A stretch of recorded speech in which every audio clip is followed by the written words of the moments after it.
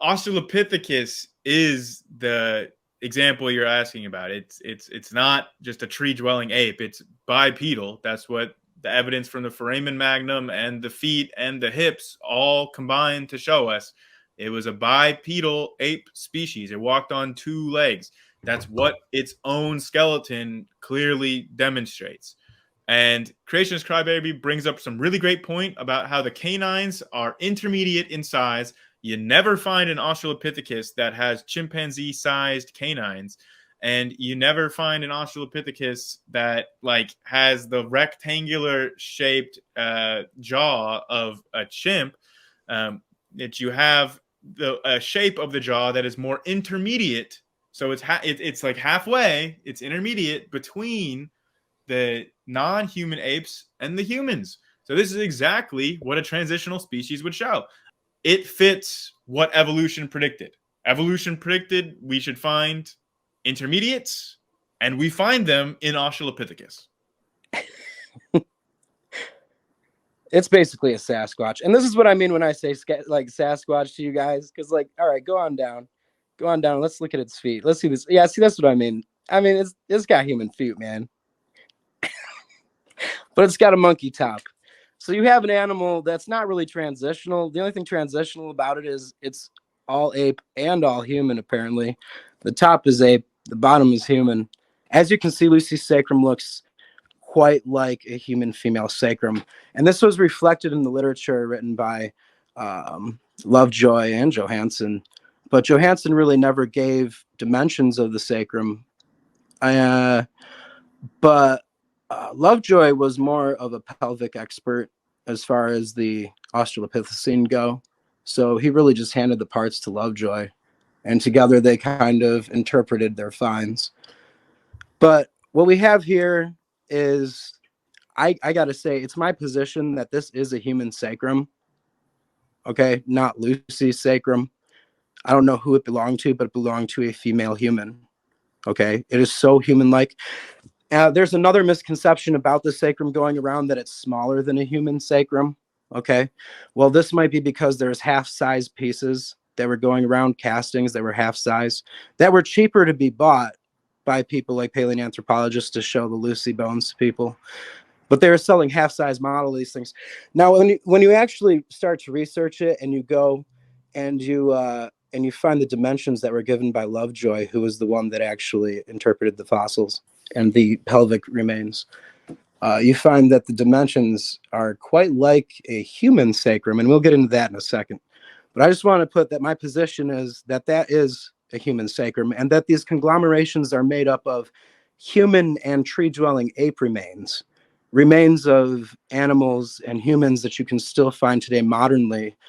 Some of them have been reconstructed, and if you find ones that are different or out of the range of humanity or out of the range of a chimp, it's probably because of the fossilization process deforming them, or somebody, reconstructing one of these pieces or one of these remains, and then finding that it's outside of range of one of the modern animals now. But you can see which ones have been reconstructed and which ones were found in a whole piece. As far as this Lucy sacrum here, this sacrum, this human-looking sacrum that is included in the AL 288-1 conglomeration, it is the same dimensions as a human sacrum, a human female sacrum. And you might shake your head, because I know that's the misconception that's going around, and that might be something someone handed you for this, Grayson. But if you scroll down, we'll see that Lovejoy actually measured it. The sacrum of AL28-1 preserves the left transverse process into the AL, and it has a maximum anti-posterior length of 10 centimeters. So its length is 10 centimeters, its width is 12.4 centimeters, and its thickness is 3.4 centimeters. Now, this is the measurements given by Lovejoy. If you go down a little bit further, I know my minute's almost over. All right, the anterior posterior. Now, this is the measurements of a modern human sacrum. This is the measurements given not by Lovejoy and the doctors that discovered the sacrum, because their measurements were different for the range of humans. I had to go to a medical journal and find out that Japanese women, the morphological characteristics of the sacrum in Japanese women go up just a little bit. All right, so their length is 109 millimeters. So you got 4 inches, 4.3 inches, 5.1 inches, and this does fall within the range. So the sacrum of Lucy does fall within the range of an Asian woman's sacrum. Yes, it does. It's right there. It's in, and it's cited from the actual scientific journal, Grayson. Not So now about we can talk Lucy. about it. Now we can talk about it. The different species. Look at your own source. It's for Ardipithecus ramidus, not Australopithecus, not Lucy. It was a paper comparing. Well, guys, let's the save the art. discussion for the discussion portion. So that is. Oh no, I have the answer for him though. It was a paper comparing the ramidus skeleton, the pelvic remains, to the Lucy pelvic remains. So that's why he had to take the dimensions, because he's the one that discovered Australopithecus ramidus. Okay, so that's Owen Lovejoy's baby. So he was comparing that to the Lucy pelvis that they found in the far. So you're wrong. Let's Okay, go. well, and Grayson, you'll be able to respond. Okay, we need to pause there, and I need to interject, because although Seascience's opening is very long, that was only a portion of his 20 minutes, which, by the way, he lobbied to try to get that to be a 30-minute introduction. So, but it's very long, very rambling, and really the only piece of evidence that he puts forward that's not just saying, conspiracy. The only piece he's bringing forward is this quote from Lovejoy, apparently, about the measurements of Lucy's sacrum. Ultimately, condensing the whole 20 minutes down, that's the one piece of evidence he brought to the table. And it was very strange because, I've heard a lot of these creationist arguments for Australopithecus, and I've never heard anyone bring up this quote or bring up this line of argumentation. But when you actually go to the paper that he's citing as the source for this quote, you'll find that the quote in question is nowhere in the paper. You can read the entire paper, front to back, and the supplemental material. This quote and these measurements never show up. In fact, in the supplemental material, we even get this graphic, which we can see clearly that Lucy's sacrum ratio measurements are outside of the range of normal Homo sapiens. So it completely contradicts not only Seascience's position, but the point he was trying to make by citing this paper. The quote that he was pulling and trying to cherry pick from this paper does not even exist. Not only that, but we can prove that what he was trying to use this paper to illustrate is completely untrue. When we look at a photo of a human sacrum next to an Australopithecus sacrum next to a chimpanzee sacrum that has not been altered like his, then we can see that they are different sizes. One of the reasons why this debate has been so much longer to put together and edit than normal is because I've been trying to find out the source for this quote. And I emailed Seascience asking him, to provide it. And what do you know? But it comes out with our exchanges that the source for this quote that was supposedly sourced to this article, which doesn't have the quote, what do you know it? It was ChatGPT. AI strikes again.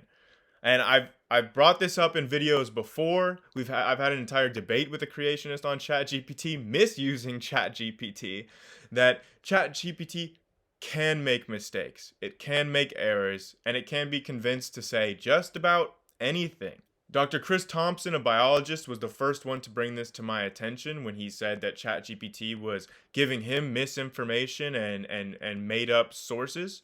And then it's happened to me since, twice, on 2 occasions, where ChatGPT has said something really interesting that I didn't know, that I ask for a source for, and then when I go to that source, it's either a broken link or the paper never existed. And ChatGPT will just make up a source because it is literally just a language modeling software. The whole thing is for it to come up with sentences that semantically make sense and are reasonable expressions of language that have meaning to us humans. So it can totally just fabricate a study that sounds correct. It's a really good liar. I mean, that quote that Seascience pulled from it really sounds like a legit quote that we would see from this article. It's using real terminology and very official sounding. That's why I was so dumbfounded, and I couldn't believe that Seascience just made up this quote by himself. But now knowing that he got duped and confused by ChatGPT, and he took ChatGPT and what it says as doctrine, and he just took it at face value that ChatGPT was actually giving him a quote from the article that it said it was quoting from, which we know it wasn't, which we know was not true. Seascience believed ChatGPT. He didn't fact check it. He didn't go and read the article for himself. He just claimed as doctrine that this article has this quote, which shows that Lucy's sacrum is the same size as a human sacrum. And that was it. That's all he had in his entire opening argument. But we'll show the rest of the debate. But just every time that he brings that up, bear in mind that his ultimate source for that was just getting tricked by a false thing that ChatGPT said. And anyone can go and read this paper and verify for yourselves that this quote does not exist.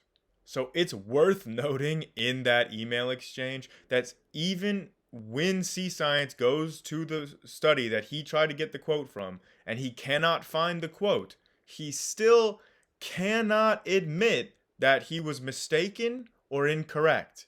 He goes further on to say that, Grayson, we really need to work together to find the real source of this quote. He cannot get into his mind that ChatGPT fabricated this quote. He even says, look, the AI has access to papers that have been quote unquote moved. He literally, I mean, he can't, his mind goes right to conspiracy. It just, anytime he's confronted with evidence to the contrary of his position, the very first instinct this man has, and we will see this play out in this debate, is to jump to a conspiracy. It's the evidence is being manipulated. The paper with the real quote was just moved. Yeah, it was just moved. It was scrubbed from the internet. Yeah. If all you have to do is fall back on a coincidence or a conspiracy, you don't have an argument. You haven't demonstrated anything. Okay, Grayson, thank you very much for your opening arguments and responses. Gentlemen, that concludes the opening arguments. Excellent job so far. Lots of work obviously put into the preparation for this important debate, Australopithecus or Australomythicus. And so what we're going to do is basically jump right into an open discussion. And so Grayson just ended with his opening arguments. Therefore, Mark, let's allow you to, if you'd like to respond to a couple things and then pose a question or just pick a first topic, whatever you'd like to do. And then we'll kind of go back and forth with that. And Praise and I will moderate as needed. Go ahead. Absolutely. I'd like to start with something that he said last. He was saying something about like Australopithecus has been known about for a long time. And yeah, I mean, they've had the name for a long time because, you know, it's a Latin word. It just means southern ape. But anyway, hey, Afarensis is what was coined in the 70s by Johansson that I was talking about. So if he was trying to say that I was trying to claim that, that's not what I was trying to claim. Secondly, radiometric dating is relevant because that's the dating method that's usually used to date these things. They date the sediments surrounding them, you know. Your whole argument is denial and based on what you think I must believe, you know. Can I just interject? That seems to be your whole argument. Yeah, go ahead. I just want to say, like, even if radiometric dating is false, right? Even if I grant you that, because it's not the topic of the conversation tonight. The topic is not radiometric dating. But even if it's false, that doesn't affect the debate at all, because we would still have these bones, no matter when they lived. The argument is that this was an actual species that existed at some point, whatever point in time. The point in time does not matter for the discussion tonight. Right. As far as that goes, I just want to get to other points that you had, other than the fact that the things that of known dates are actually way off as far as the results that we get from the labs, it seems like. And you believe that there was Pompeii was tested. I would like to see the papers that have the results for Pompeii, you know, at some point. Maybe not today, but I would like to see something recent that's in history that we know about that's radiometrically dated correctly. I mean, if you have 5 samples going to different labs across the United States, and it's done by the U.S. Geological Survey, and it comes back that it's dating 10-year-old sediment layers to 350,000 to 2.2 million year old. You know, that's pretty bad. I mean, that's pretty much shows the problem right Can there. we move on from radiometric? We can move that. I mean, we address have all an that. hour. I mean, don't get mad about it. I mean, we have I'm just saying an hour I to can address those things. Dalrymple did a study where Okay, he did all right, that but in the okay. So your 90s next and point, did not get the same was the result. fact that the sacrum, that you believe the misconception that the sacrum is actually smaller than a human sacrum. That's a misconception, man. I mean, if you actually did some research on the sacrum, I know you haven't, because who does, except for me, the guy that made a scientific comparison of it. You went and claimed that it's been made into a different size, that it's dishonest, basically called dishonest almost in so many words, because you said that I took it and that it's a smaller sacrum that I made bigger to match a human sacrum, when this is not the case. Okay, what the case is that it does in fact match the measurements of a human sacrum. Is actually a little bit wider than most European female sacrums. It's not smaller than a human female sacrum, and that's your misconception. Okay, you believe the misconception that's been mantraed and perpetuated for a long time now. You believe a lot of them. You believe that there's hundreds of these individuals. What there is there's hundreds of pieces. What I showed the first family, as far as the afarensis, the reason that it's number 288 is because there's hundreds of pieces. There's some teeth. There's pieces of skull cap. There's pieces of vertebrae. They don't have skeletons of these things. You believe that these things have existed like millions of years ago. You believe Sasquatch existed millions of years ago, but you think it's ridiculous to believe that it exists now, and so do I. I think it's ridiculous to believe in Sasquatch, but why do you believe it lived like millions of years ago? You know what I mean? Let me just clarify this whole Sasquatch thing, all right? Okay, yeah. Sasquatch, Bigfoot, right? Right. Is really tall, is a really big guy. You believe in Bigfoot? Because that's one of my theories. Is that I evolutionists don't. believe in that? I don't believe in Bigfoot. But my point in saying that is that anybody with eyes can look at Australopithecus and not think that's Bigfoot because it's too small. Mm-hmm. Its feet are smaller than human feet. How can you call it Bigfoot? That has okay. So your argument is not Bigfoot because his feet are small, and that but listen, we don't have any of its feet. All we have are the Laetoli footprints to go on. Listen to this. No. We don't have any of his feet. All we have is the Laetoli footprints. We do have its We have feet. pieces. We have the Kika child that has like a whole foot. Of some of the older ones, we have pieces of like Paranthropus and stuff. The foot that they have is you broke up a little bit right there. You broke up a little bit there. I'm not sure if you heard what I said, but I said we do have the feet specimens like in Kika child. And I think Kanumu Man might as well. Yeah, see, Kanumu Man. Katanumu. Mark, you're kind of breaking up a little bit. Which one is that? Your connection's been excellent. I mean, you use the nicknames. Like, what's the fossil number? Let me see if I can close it up. I don't know. Katanumu Man is what I know him by, but it's a specimen that, I mean, you're saying that, like, yes, a lot of these 300 individuals, like, they are individuals, but we know them only by small amounts of the total skeleton. But that's not, like, for all of them. Like, for like, Littlefoot is the most. Am I coming through clearly now? Can you hear me? I'm sorry. I can hear you, yes. All right. So, Grayson, I know you're still preaching. Well, wait, I'm going to jump in. Mark, I'm trying to talk here. Mark, I don't know if there's like a lag there or something like that, but okay. Grayson was finishing his thoughts. Grayson, finish your points and your thoughts, and then we'll hand it right back to you, Mark. I want to try and avoid the crosstalk and you know, kind of allow each other to finish our points. Grayson, go ahead. My point was just that there have been specimens that have been found that are as complete or more complete than Lucy, and we do have foot specimens and hand specimens for Australopithecus. So there you go. Mark, go ahead. Take as much time as you need to respond. Okay, and I'd like to go ahead and disagree with him. All right. I'd like to go ahead and disagree with him there. There's only one skeleton of these conglomerations that's believed to be more complete than Lucy, and that's Littlefoot, the STW 573. That is a conglomeration, okay? And is that what you're talking about, Based? That is the one that's more Because complete Dakika than Child Lucy. is not more complete than Lucy. Yeah, but Dakika Child is still pretty complete. Okay, yeah, so there's one more complete than Lucy, and that's only 40% complete.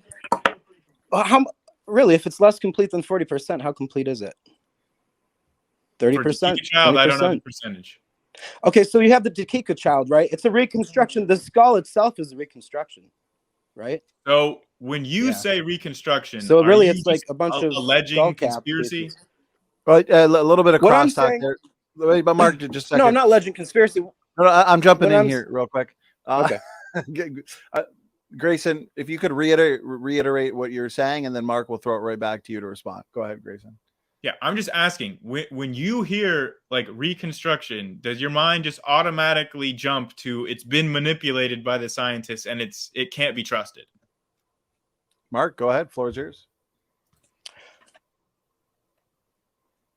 When I say reconstruction, what I mean is that they've developed a matrix to glue the pieces of skull cap onto. Okay. Something that's been designed now in a computer program. Okay, they make a matrix and then they skull, and that's how they made like the handful of skulls that you have. There's not hundreds of these skeletons. This is a misconception that Grayson has. There's little, because there's only a handful of skeletons. There's like 7. Okay, and these are not complete. Like I said, the reason we went to Lucy first is because Lucy is the second most complete one of these supposed Australopithecus that they have.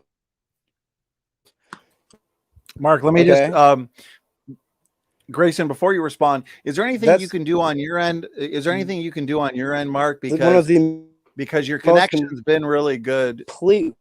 I'm gonna mute Mark. And it's hardly Mark, I've got you muted. I think there's is there a big lag on Mark's end, Grayson, or is it just me?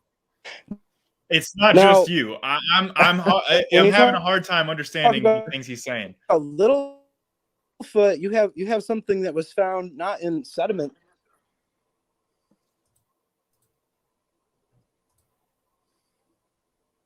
Because like he's roboting and going in and out pretty bad.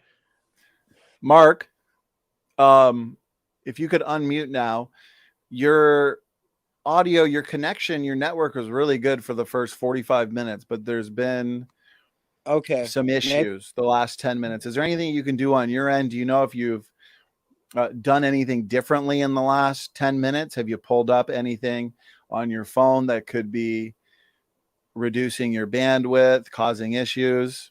Okay, so it looks like he's going to drop and rejoin. Just refresh, yeah. Okay, so he should be back here. And in the meantime, if there's a question for me, maybe while we're waiting, if Praise has one, I don't know. Let's give Mark a minute to join. If he takes longer than that, then we'll eat up some time with a question. I can do a couple shout outs for anybody who's just joined us. We've got 5 shows this week, so lots to look forward to. Grayson, Dr. Dino, Endgame debate. So fossil record and the geologic column specifically. This is going to be a ton of fun. If you haven't seen the first 2 debates, you've got a few days to catch up on their debate saga and trilogy. Check the description box of the event, the Endgame event. I've put both debates in there for people to have a look at. Also this weekend, this exciting debate, T-Rock and Mark Siegel. Does modern geology disprove a worldwide flood? So I've been looking forward to this one for a while, and it is going to be happening this weekend. With that being said, we've got Mark back with us. And so, Mark, let's give yourself just a quick audio test. We'll see if your connection's improved. All right. Am I coming through better now? I had to reload the app. Yeah, there was one small breakup there, but we'll run with it and see how it goes. So, Mark, why don't we hand it back to you? Reiterate the points you were making. I think you were talking about Littlefoot. Also, if there's any visuals or anything that you want to show or anybody, let me know. I can share a screen and we can do that as well. And then we'll throw it back to Grayson. Right on. All right. Well, first I want to talk about Grayson's points that he made in his opening. The radiometric dating is relevant because that's what's used to date these things. Okay, they test these sediment. Can you hear me? Yep. Yeah. Okay. It's the idea that the sacrum is actually smaller than a female human sacrum is a misconception. I think once he reads the article and does some research, he'll realize that himself and realize where he's coming from was actually something, which isn't his fault because that's one of the rumors going around. Like, there's a lot of rumors going around about these things. One of the rumors is that there's hundreds of skeletons. There's not hundreds of skeletons. There's like 7 skeletons, man. And Lucy is the second most complete. Littlefoot's the most complete, unless you know of a more complete one. As far as your foot, yeah, there's a foot. I was trying to say, I said, no, there's no foot. I'm like, yeah, there's a foot, but it's not connected to anything. So you have a foot. Do you realize what you have there? Yeah, a foot. Okay. Yeah, so if it looks like a human foot, what do you think it is? Okay. And that's my problem, is because the reason that they don't believe that these are human parts is because they're coming from in the past. All right, go ahead, Grayson. Okay, well, this is a great point because, okay, so Dakika child is very small, right? It's a child, right? You would agree with that? It's very small? Oh, yeah, yeah, sure. Okay, so if you are alleging that they just found a human foot with Dakika child, right? You're just saying they just found a foot and we don't know if it's from the same specimen. Like, what you would have to be saying is that it's a coincidence that we found the foot, and it's also the right size for such a small little specimen. We just happen to find a small little human foot right at the same fossil site, like the same area, the same location, and it just happened to be the exact right size. Like, what are the odds of that? And I know that that's one of the common arguments, okay, is that, oh, we've only found one specimen at each of these sites. When that's not the case, as seen especially with the Afarensis, when you see that the first family, the AL333, it's a collection of multiple individuals. They're trying to say 7 to 14 different individuals that came all from the same area as Lucy, man. So they do find other pieces. It's not just found alone. When you're talking about the Littlefoot, it's not found alone either. That's the exact same cave that they found a lot of the Africanus specimens. Okay, like earlier on, before the 70s. Yeah, but because Broom was at work in the Stoking Fern caves, or what was it? Yeah, so but in that case, you're talking about a larger area. I'm talking about, like, I mean, I think Lucy was found within like a 3 meter square location. Oh yeah. Like, yeah, and in different geological layers too, like the pieces. And here's the thing, it's coming out of a hill that's eroding, you know what I mean? So like these things could be washing from anywhere. And that was one thing that I thought, like, I mean, if I was an evolutionist, why wouldn't you go for that? Maybe the sacrum washed in by accident, like with the rain. Well, because we find multiple samples that have the same kinds of sacrum. Like, it's not like this is the only time we've ever found an Australopithecus sacrum. Can you give me an example that they found another sacrum? As far as I think I know that Littlefoot has a sacrum. No, he doesn't. Are you sure about that? Oh yeah, Donnie, would you like to bring up that Littlefoot article that I threw you? The sacrum is imagined from one of the type specimens from another. Quick, before we go to that, okay, you did bring up a lot of points, and before I forget, I do just want to address that it's not found in multiple layers. Like you said that, I just want to make it clear. All of your points, Grayson. You made a few more points in your opening I'd like to get to before we even get to that Littlefoot. Okay. All right. So the foot thing, like I said, it wasn't connected to the skeleton. It wasn't articulated. If you have a human foot, that's interesting. The ilium and the ilium was a reconstruction, yes. You say that it's some cabal, must be, or some conspiracy that these guys. No, the guys just put it together and it ended up being a little bit different angled. I mean, you know, like these bones are sitting in layers of dirt. They got hundreds of pounds of pressure on them. That could deform a bone. I mean, maybe it was deformed and then they put it back together like it got deformed in the clay. All right, not the clay, but the ash and sandstone layers that they're in. And that was the other thing I was going to say, is Lucy wasn't just pulled from the same sediment layer. She was pulled from different lenses of the sandstone, you know, I mean, of this, you know, of the sediment. Okay, so like, and while that might represent like the same catastrophe, okay, like that sediment layer might, but that means that like that was different waves of sediment coming in. But it's the same so it's like, layer. So unless you believe that Lucy was in pieces when she got buried somehow, you know, why would that be? But it's the same sedimentary layer that Lucy was found in. It's the same layer of strata. So you have layers within the layers of strata, you see. There's lenses inside the layers of strata. Now the lenses are believed to be different layers or sediment of the same event laid down at different times. So it'd be like the tide going in and out or whatever, like we talk about on here a lot, you know. But here's the thing. So Lucy was found in different layers of that. So even if it was the same event, like, was she cut into pieces? How did she get into all these pieces and all separated and such? But we're not attacking Lucy tonight. We're going to go against Littlefoot now. Well, no, hang on, wait. Oh yeah, we only find a single. Your other comment was we only find a single individual when we find these things. This is not the case. This is another misconception that's being pushed on the internet by the evolution theorists, and that is, it's like they find multiple individuals at these sites. In fact, these guys make a whole career out of it. Johansen has pulled so many remains out of this hillside that he's made a whole career out of it. You've got Lovejoy. He's making a career out of it. You've got Mr. Broom. He died making a career out of it. All those Stokerfern caves where they're pulling Littlefoot out of now is the same place where they pulled a lot of the Africanus over the years. It's not a new place. Okay. And they've even known about that skull a long time. It's no new discovery. So with Lovejoy, right? And I do want to get back to Littlefoot sacrum, by the way. But with Lovejoy, you brought him up before. You said that it was his paper that shows that the measurements are very human-like in the size of the sacrum and the pelvis. I want to ask you, why do you think that Lovejoy has allowed for this misconception to happen that the hips, the pelvis is so much smaller in Australopithecus? If he knows the truth, do you think that he's complicit in this lie? The hips, the pelvis, no, you said the sacrum was smaller. I don't know about the hips. I'm not even talking about the ilium right now. I'm talking about the sacrum. The sacrum is the same exact dimensions as a human female sacrum. Mm-hmm. So if you think that the reason so let me interrupt you. Before you asked about Lovejoy and why I quoted the paper about the Remedius or the Australopithecus remedius.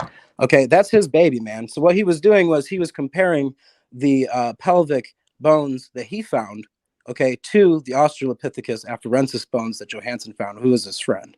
So he's trying to make and write up a comparison to have something to compare it to, to write that journal entry. But that's why I was able to get the AL2A8-1 sacrum dimensions, the actual dimensions. And like I said, another reason that it might not be any fault of his own, like it's not Lovejoy's fault that people believe that the sacrum's smaller. There was a lot of sacrums being handed out that were half size. A lot of these things can be bought in a half size by from the bone clone stores and stuff. They sell half size versions of them for teachers, and they're like half the price too. So I'm sure a lot of paleoanthropologists get those bones and they're like, wow, look at this femur. Look how much smaller it is. It's like half the size of a human's.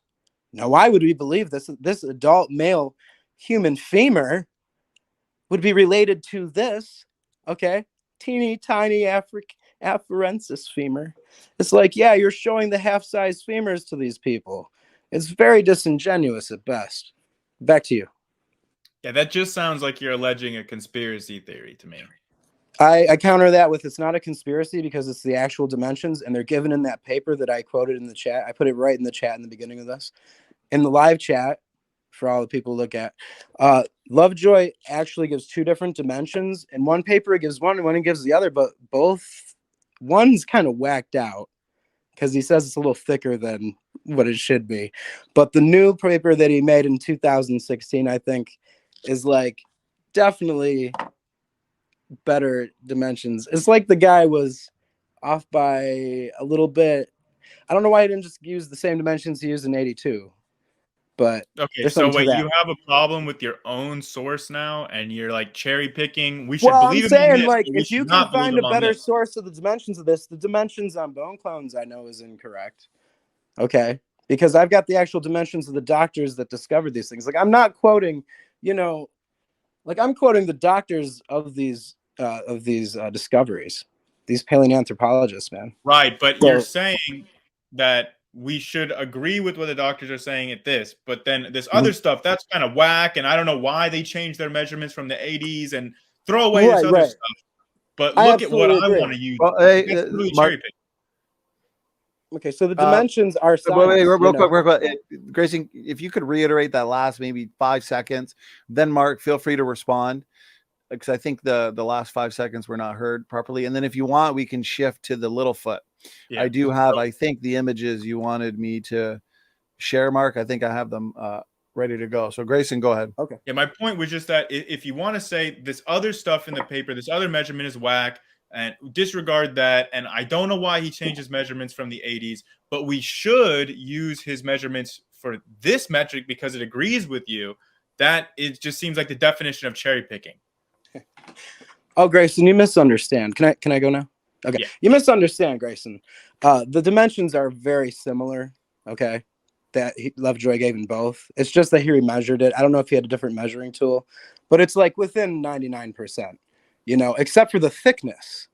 The overall sacral thickness is a little bit different. Like it's like, I don't know if he did it with a tape measure in the first place, and then the second time he actually had a pair of measuring tools.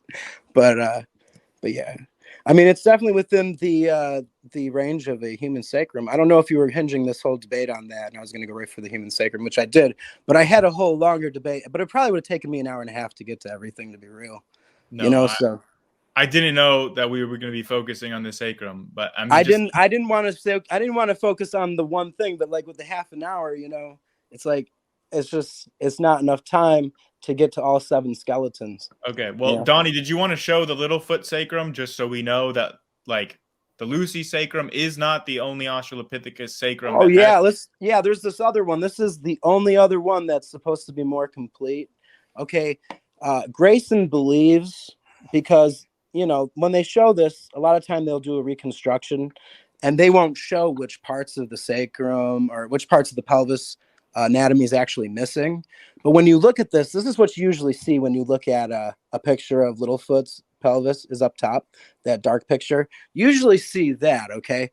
But now the reconstruction you'll see sometimes too, and that's below that. Donnie, if you go down to the second one. Okay. Now that one right there is the reconstructed sacrum. As you can see, the dark sections are imagined sections, okay? And the brown sections, like the light brown sections there, are what's actually on the picture above. So if you go back up, okay,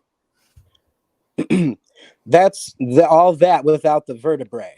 You dig what I'm saying? Like you can see the vertebrae at the top. That below, that's all that without the vertebrae, but there's no sacrum there. Okay, but when you see this, it's always jumbled. If you scroll down, you'll see a picture of the little. There is a sacrum there. There Oh, literally is a sacrum. There's a sacrum. Oh wait, go up. Yeah, there's a sacrum right there in that dark section. Right No, there. no. Where? Go up. Yeah, there's a sacrum in the first picture.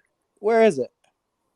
You see where it goes under, like where the vertebrae extend beneath the ilium. Like that little part of the vertebrae that goes underneath. Do you want to see it in writing? Do you want to see it in writing that there was no sacrum discovered? I mean, you can literally look at the picture. Here's another picture. Here's another picture of the pelvic bones. Okay. And they're pretty mangled. This is the ilium right there for the yeah, and these are not That's human all that there is of the pelvis. These don't look human. Well, they don't look like much of anything. They're all mangled and no, they do look like hip bones. They just don't look like human hip bones. Well, here's the thing. They believe that the remains are older than the flowstone around it, but like by 1 million years. So you're changing you're changing to a different. No, I'm not. I mean, I already told you. I mean, you think they look human, but they're not. No, is that what you're pointing? I think that they look distinct from human. They look more human than. I'd say that they look very different. Yeah, they look very different from human because you got to figure out where they were found. You got to realize the condition that they're in. You got to realize the condition they're in, Grayson. Yeah. Like, look at these things. Yeah, they're old. Looks nothing like a sacrum or like an ilium anymore. It looks nothing like an ilium anymore, man. No, I know this is the ilium. It looks nothing like an ilium anymore, Grayson. Like that thing's all deformed. There are numerous differences between a human ilium and an Australopith's ilium. And that's one more thing. This is a little bit nitpicky, but I just had to say it.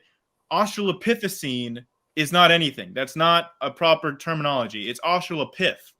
That I just had to say that because you started out with saying Australopithecine in the title of this whole document. You should change that to just Australopith. I can use the word Australopithecine. This also refers to the entire No, family. it doesn't though. It doesn't though. It's It not a real absolutely word. does. Listen, because It's you guys not a want to real change word. the term, I also use the word hominid still, you know? So I mean, But again, hominids is a real word. Australopithecines is hominid not. isn't used anymore. Go look it up. You don't even use it anymore. Now it's like homininini. It's like words you don't even I'm want to just say because saying. it looks I'm just ridiculous. saying, dude. It's not a real word. Homininini. You go save the words. Oh, look at this. Okay, so that's important right there. Go back up a little bit. So you have, okay, so and this is why, you know, it's not in the main article that I put in the chat there, because Littlefoot species is still uncertain. It's still contested.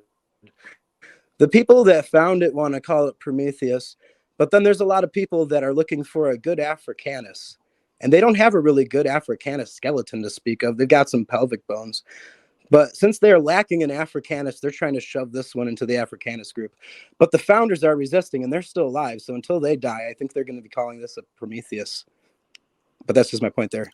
Well, I don't think it's the consensus to call it a Prometheus. I haven't seen any species designation for the Littlefoot, but I would also just say that again, we have Africanus specimens. The very first Australopithecus was an Africanus in the 20s, the Tong child, and then the next one, Mrs. Pless, was another Africanus. They had skulls. Yeah, there were skulls. Yeah. Yeah. So Yeah, there's like, you know, the was skulls though, like I small said, bones. like the skulls, I'm sorry to interrupt you. Like the skulls are connected to a matrix, man. They make this matrix. When I say matrix, what I mean is like a form or a casting I that get it, but is shaped to the shape of a chimpanzee, but not usually, the very first and one then they was glue not. it to it. They The glue the very pieces. first one was not. The Tong child is the Yeah. most complete skull Yeah. of an Australopithecus that we Well, found. well, when you see the It didn't need to Australopithecus be skulls, reconstructed by a matrix or whatever you're talking about. We okay, have it. We have the jawbone I know too. that's what you believe. Okay, I'm gonna jump in, guys. A little bit of crosstalk. Grayson, if you could take uninterrupted time to make your points, and then Mark will do the same thing, and let's make sure we're staying on topic as much as we can. So, Grayson, over to you. I just had to make the point that one of the most, if not the most complete skull of any Australopithecus specimen that has been found was the very first one, the Tong child, which go look at it. It looks very human because it's a child, but we have the jawbone with it. We know it doesn't fit with human anatomy. It doesn't fit with chimpanzee anatomy either. It is an Australopith. And it's a very complete specimen. It's not like we have to rely on all these reconstructions and put together the puzzle pieces. It's a very complete skull. Okay, Mark, go ahead. Uninterrupted time to respond. There's absolutely complete skulls, okay? But most of these complete skulls have been reconstructed and glued to a form. If he knows it or not, like even Salam was reconstructed and glued to a form. It's not a brain that's underneath that thing, and it's not the sediment that it was in, okay? It's a form that they created, and then they glued the pieces to it with some kind of epoxy, and then they put primer over it. And now here is the most complete supposed Australopithecus skull, Grayson, to be real. But like, there's a lot of this skull. It makes it seem like a gorilla, you know? And that's my thing. Like when you even get a full skull, it's so obviously not on its way to becoming human that it's laughable that it's claimed to be. You know? Yeah, but it clearly does not look like a gorilla though either. Like Oh, it doesn't? Okay. Why doesn't it? Because Yeah. it doesn't have its skin on and stuff. I mean, these things are really, really naked. No, it's much less prognostic than a gorilla is. Like compare them side by side. They are very markedly different. Its teeth are further in, you're saying? Yeah, it's less prognostic. No, like its face does not come out as much. Right, like right. Yeah. It's not projected out, doesn't jut out as much. Yeah. Well, you know, Yes. like I said, this was a fossil that was trapped in flowstone. It had a lot of weight on it, and it deformed the crap out of the skull. And if you look at it from 360, you can see that it's even been squished to the side. So it's been terribly deformed. Even the foramen magnum's been slightly pushed in. So then, to the jaw. If it is just a deformed individual, then why does it look like other Australopithecus? It's consistent with the appearance of other Australopithecus skulls. It really, I challenge you to find one that looks like, because that's the whole point of the Prometheus, is that its skull is so much different from the other Australopiths that it has to be its own type. And that's what the founders are kind of going on, is like, oh, look at the skull. It doesn't have any of the main features that Afarensis or Africanus have, so it must be Prometheus. And I actually list the characteristics and why they want to call it a Prometheus, no matter how badly the paleoanthropological community wants to call it an Afarensis or Africanus. Right, but it's still an Right. Australopithecus because it meets the criteria of Right, because they have human hip bones and yeah. See, that's the thing. And here's the thing: is this is another misconception surrounding this one, is that they believe pause, that. pause, Yeah. pause. Okay. Yeah. Because they believe before that you change the subject to other stuff other than the hips and all this, we were talking about the skulls, and I want to be very clear about something here.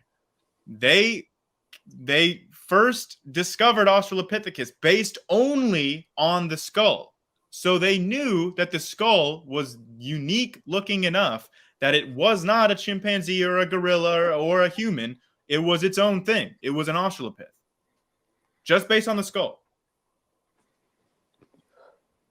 No, it was based on the sediment that was found in the dating of that. That's what it is. Because even those precursors to the Australopithecine look just like chimpanzees. You know what I mean? So they look like the Tong child. The Tong child was discovered not. It had nothing to do with the layers that it was discovered in. The guy that discovered it grouped it as the missing link and coined the term Australopithecus based solely on its anatomy. It was just an anatomical analysis that he said this thing is an early human ancestor and not a human. That he used the morphological characteristics of the skull to arrive at that conclusion, not the layer where it was found. This was in the 20s.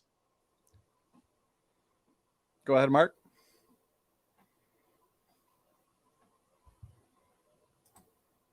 Mark, are you there?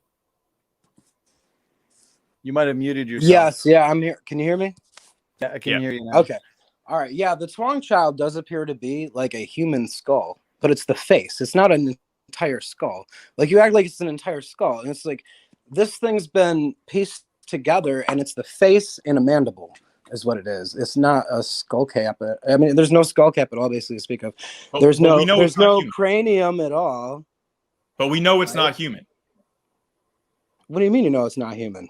We know for a fact it's not human. Yeah, did you test the DNA? Because that would prove it. Its anatomy shows us it's not human. You believe it's not human, but that's what I'm saying, is that the things that they're basing these on, like the facts, like these could be contributed to just the fact that it's a deformed piece. Like, it's deformed by time and deformed by pressure from the rocks. Like, if you're gonna say, this sacrum is less curved, or whatever. It's like, could it be less curved because the rocks have been pushing it down for a few hundred years? I mean, there's some serious problems here with this.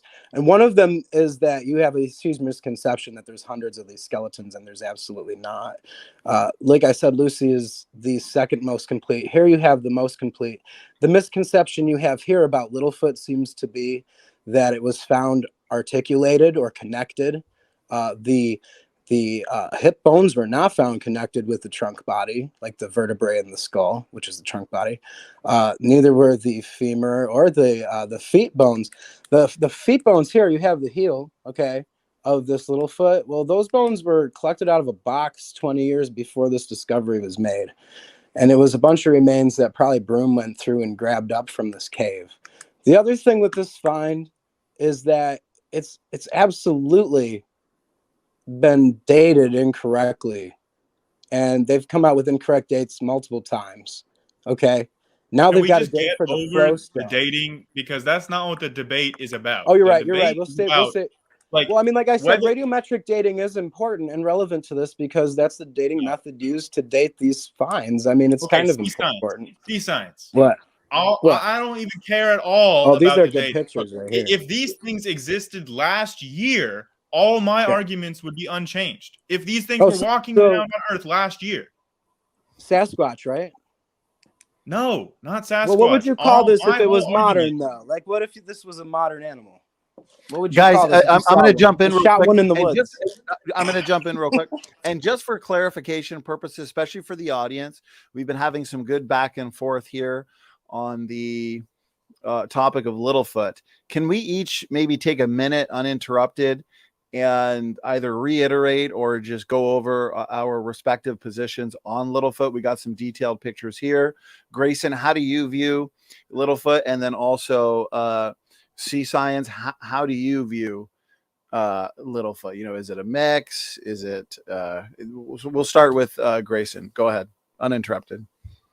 Yeah, so Littlefoot is an example of an Australopithecus specimen, the most complete Australopithecus specimen that we have. I did not claim that there were hundreds of Australopithecus, like complete skeletons or anything. I said specimens, as in individuals. So we know that they're different individuals because one individual is only going to have 2 femurs. If you find 3 femurs, you know you're dealing with more than one individual. It's very easy to understand and logical. So my point is that these things cannot be chimeric because all of the bones are worn in the same way and all of the bones are found in the same numbers that only one individual skeleton would have.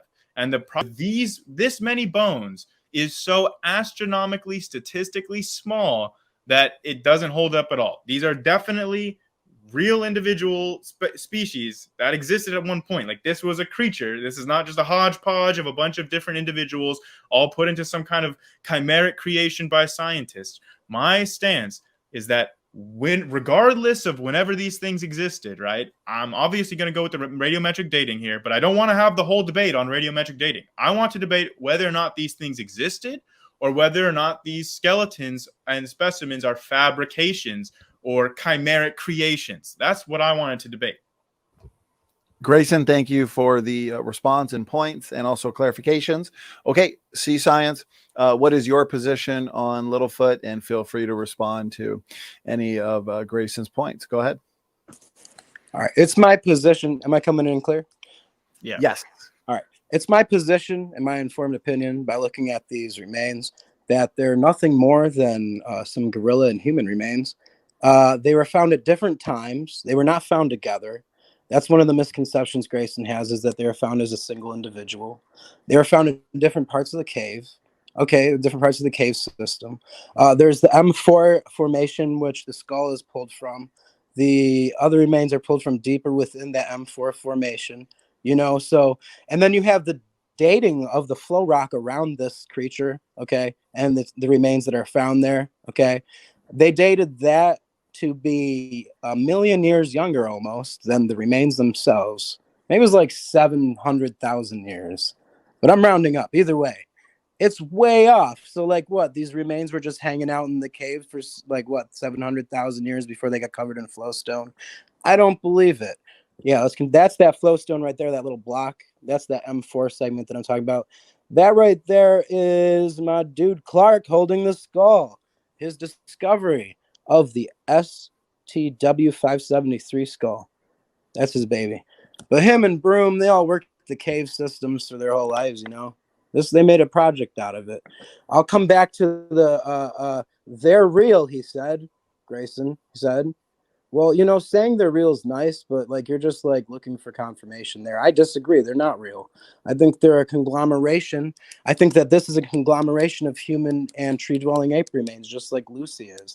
I think that there's not a single transitional remain that's been found. I think there's a bunch of altered remains that have definite pieces missing, and that if something that's missing is what your difference is between humans and these remains, then you should really ask yourself why these superficial differences are making you think that they're not human. I think that is pretty freaking obvious that that is a human sacrum in the Lucy conglomeration. But as far as it goes with the Littlefoot, yeah, you're right. This is the most complete example they have of it, and they cannot decide what it is.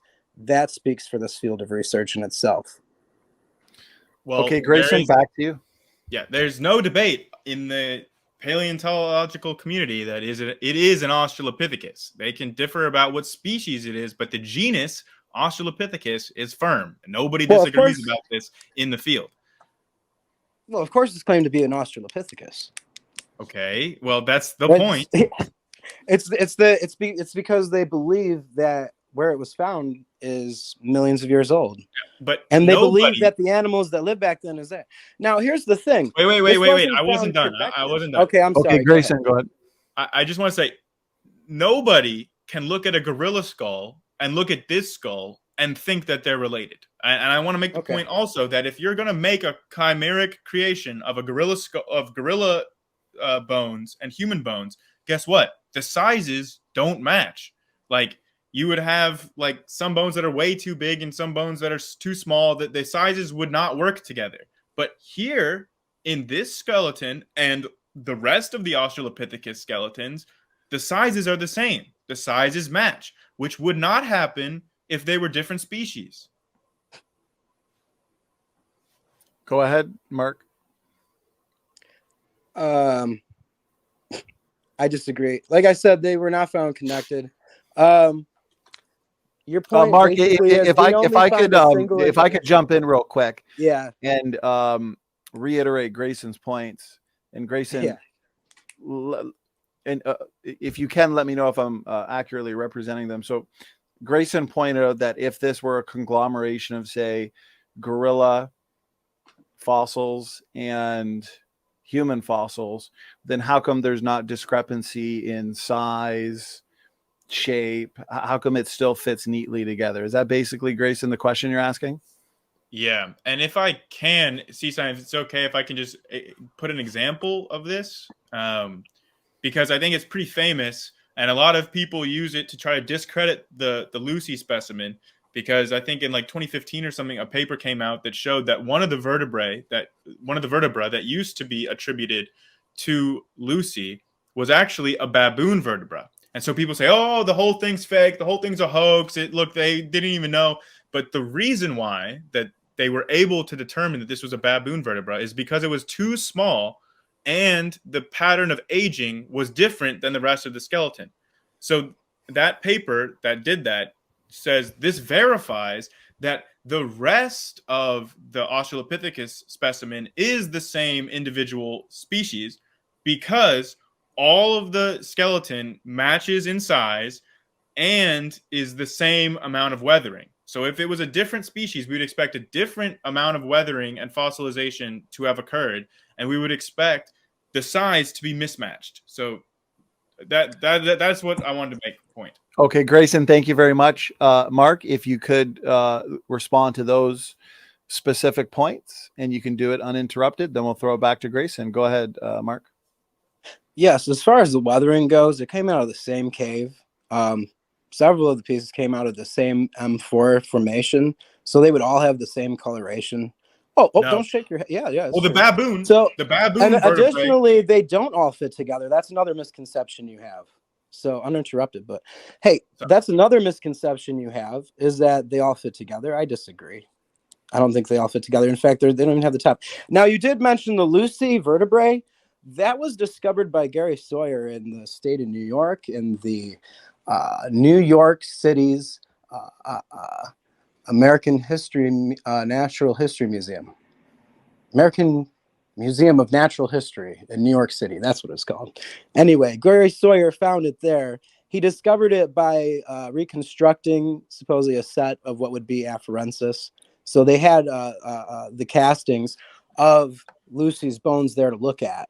They actually could tell that that vertebrae did not belong with the thing by visually inspecting it. It was not done by this. Okay, that's how it was confirmed. The paper you're looking at is how it was confirmed by a lab. Okay, these guys figured it out that it belonged to a baboon. That's the only living thing that still represents it. It's a baboon bone. It's a monkey bone. You know, they think that it washed in somehow into this conglomeration, but that just shows you what kind of research, what kind of field of research we're working with here, where something that can be around for decades can be looked over for so long. This is one of the most famous fossil finds on the planet, and you're telling me that they now discovered just 8 years ago now, that a Lucy has a monkey vertebra in it? Yeah, well, in the paper, right, it says that one vertebra in question was not weathered the same as the rest of the skeleton. It's That's true, what and we that came described. from a different site. So your point's invalid because that came from No, a different site. Because this is all coming from the same Sturgeon cave, like I said, and it came out of the same M4 formation, so it, they would be weathered the same. They're it, pulled out of the same flow rock, man. it Now, was when it comes found. to the case of the Lucy vertebrae, that could have been washed in, like the paper says. It could have been washed in from up above. I'm like reciting the paper right now. It could have been washed in from up above. That's why it has a different callus on it, on the outside, a different weathering. Now, when you look at the bones of the little foot, the reason they look all the same is because they came out of the same cave, and they came out of the same formation in a lot of them. Now, there's some confusion because there's been a lot of stuff pulled out of these caves. Okay, so we got the Africanus coming out of these caves, like the Sturgeon. I don't know. I wrote it down earlier.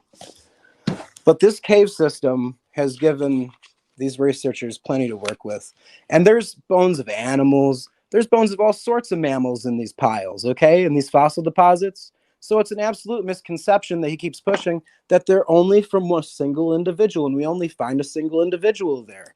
They find multiple individuals there. Individuals of different And then you species. keep insisting that they're real. And it's like, yeah, you can say that as many times as you want to, but we're here to challenge that. So let's see that. Right. Well, my point about it being real, which so far you have not addressed, I would like it addressed, is that if you're saying that, oh, this is just a pile of bones from all kinds of individuals, all kinds of different species, and they're just pulling up the apes and they're pulling up the humans and they're just putting this together, again, then we would find, like, we find the perfect amount of bones for one individual, right? Like in Lucy and Littlefoot, we only find two femurs. We find a right and a left, like arm, shoulder. We find just the right number of vertebra. Like we don't find any extras. It's not like we find two C2 vertebrae. It's not like we find two L4s. We only find one of each bone where there's one, and we find two of the bones where there's two of them in it. We don't find multiple. So the statistical odds of that happening, if these are really multiple individuals, is astronomically small, just mathematically. Can you please address that? Yeah, and I'm glad that you used,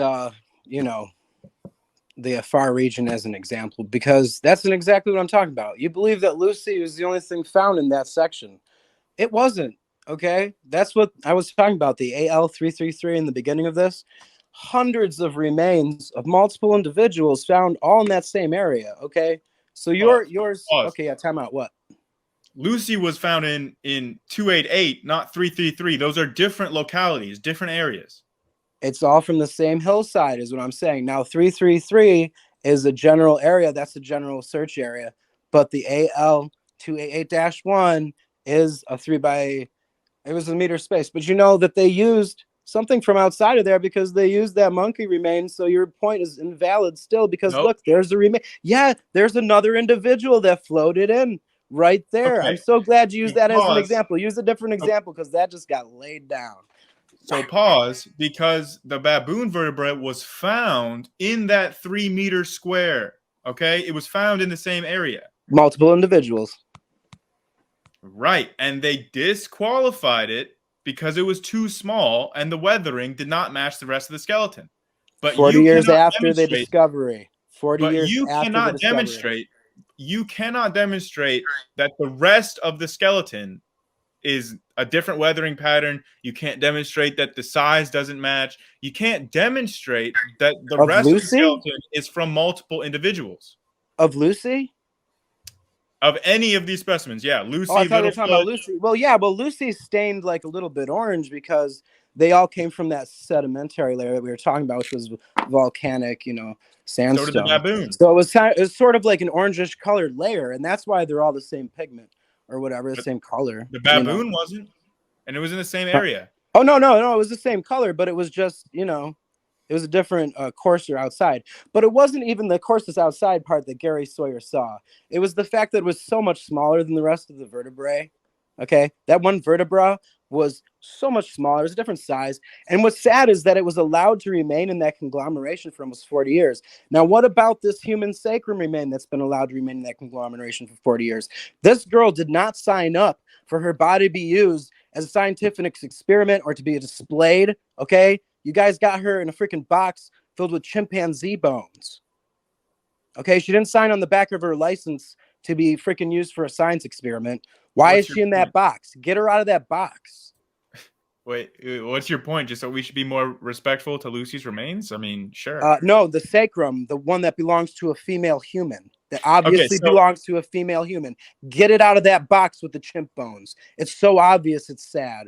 The skull of Lucy is fragments. Go ahead and go down, SFT. Go scroll down on that list a little bit further, please. All right, we've got the chimpanzee sacrum. Go on down. Keep on coming down. I want to get to this, to the point of this video here that I make. Keep going. Keep going. Next page. Right here. Go right up. Go right up. Those pictures right there. That skull, the skull cap. All right, so this is what we have of Lucy's skull. And this is a perfect example. Here's a matrix. It's a chimpanzee-made matrix. This is fashioned by the discoverers, okay? What they did was they glued it to that matrix. The pieces on that skull on the right that are brown, those are the only thing that's real, okay? Now, that's the same thing as the pelvic anatomy that we saw with Littlefoot. The only thing that's real are those light brown pieces. There is no sacrum, no matter how much you imagine it in that picture that you saw it. There is no sacrum in the Littlefoot thing, so you're wrong on that account. There is. There isn't. Go go get me a Google image it, and you can see it yourself. But I just want to make the point here that if this was the only Australopithecus specimen that we had, then you might have a point here that, hey, how do we know about the shape of the skull and all this? Grayson. But it's not the only specimen we have. We have multiple skulls. You have one more complete skeleton than this. That's what you have. And it's absolutely a good point because because there's only 7 skeletons altogether and Lucy's almost the most complete. Figure that out. Okay, let me jump in real quick, guys. I'm going to hand it to Grayson now on these points currently being discussed. Let's focus on these points and this topic. This is good. Grayson, feel free to make your response uninterrupted. Then Mark will hand it back to you for an uninterrupted response as well. Go ahead. Yeah, so notice the shifting of the goalposts. I said that we have lots of examples of Australopithecus skulls, and Seascience shifted it to say, well, this is the most complete skeleton. Like, we were not talking about complete skeletons. We were talking about skulls. And the reason why we can see that, like, Lucy's skull looked like this is the reason why they make the reconstruction this way, is based on other Australopithecus skulls. And we can see, like, also, I just want to say, when you put the little jigsaws together, when you reconstruct where the fragments go in the skull, which, like, you can do, it does show you the overall shape to a degree. I mean, it's not like they're just, like, you know, shaving this and piecing this together and making the size. Like Seascience would have to say that it's a complete coincidence that the skull fragments form like the same shape as other Australopithecus skulls that we find. Okay, Mark, over to you. Feel free to respond to Grayson's points uninterrupted. Yeah. Let's talk about this skull, Grayson. Look at this skull. That is all the skull fragments right there. And this is a prime example of those other skulls, which you can't give a number of, that you believe in. If they're all made up of skull fragments and pieces of jaw, then who cares? You know what I mean? And here's the thing. Because they're not. They're not like an Australopithecus skull. What it is, an Australopithecus skull, all it is a chimpanzee head on top of a human mandible most of the time. It really is, though. It really is. Okay, but what's terrible is you guys want to believe in these things so bad that you do.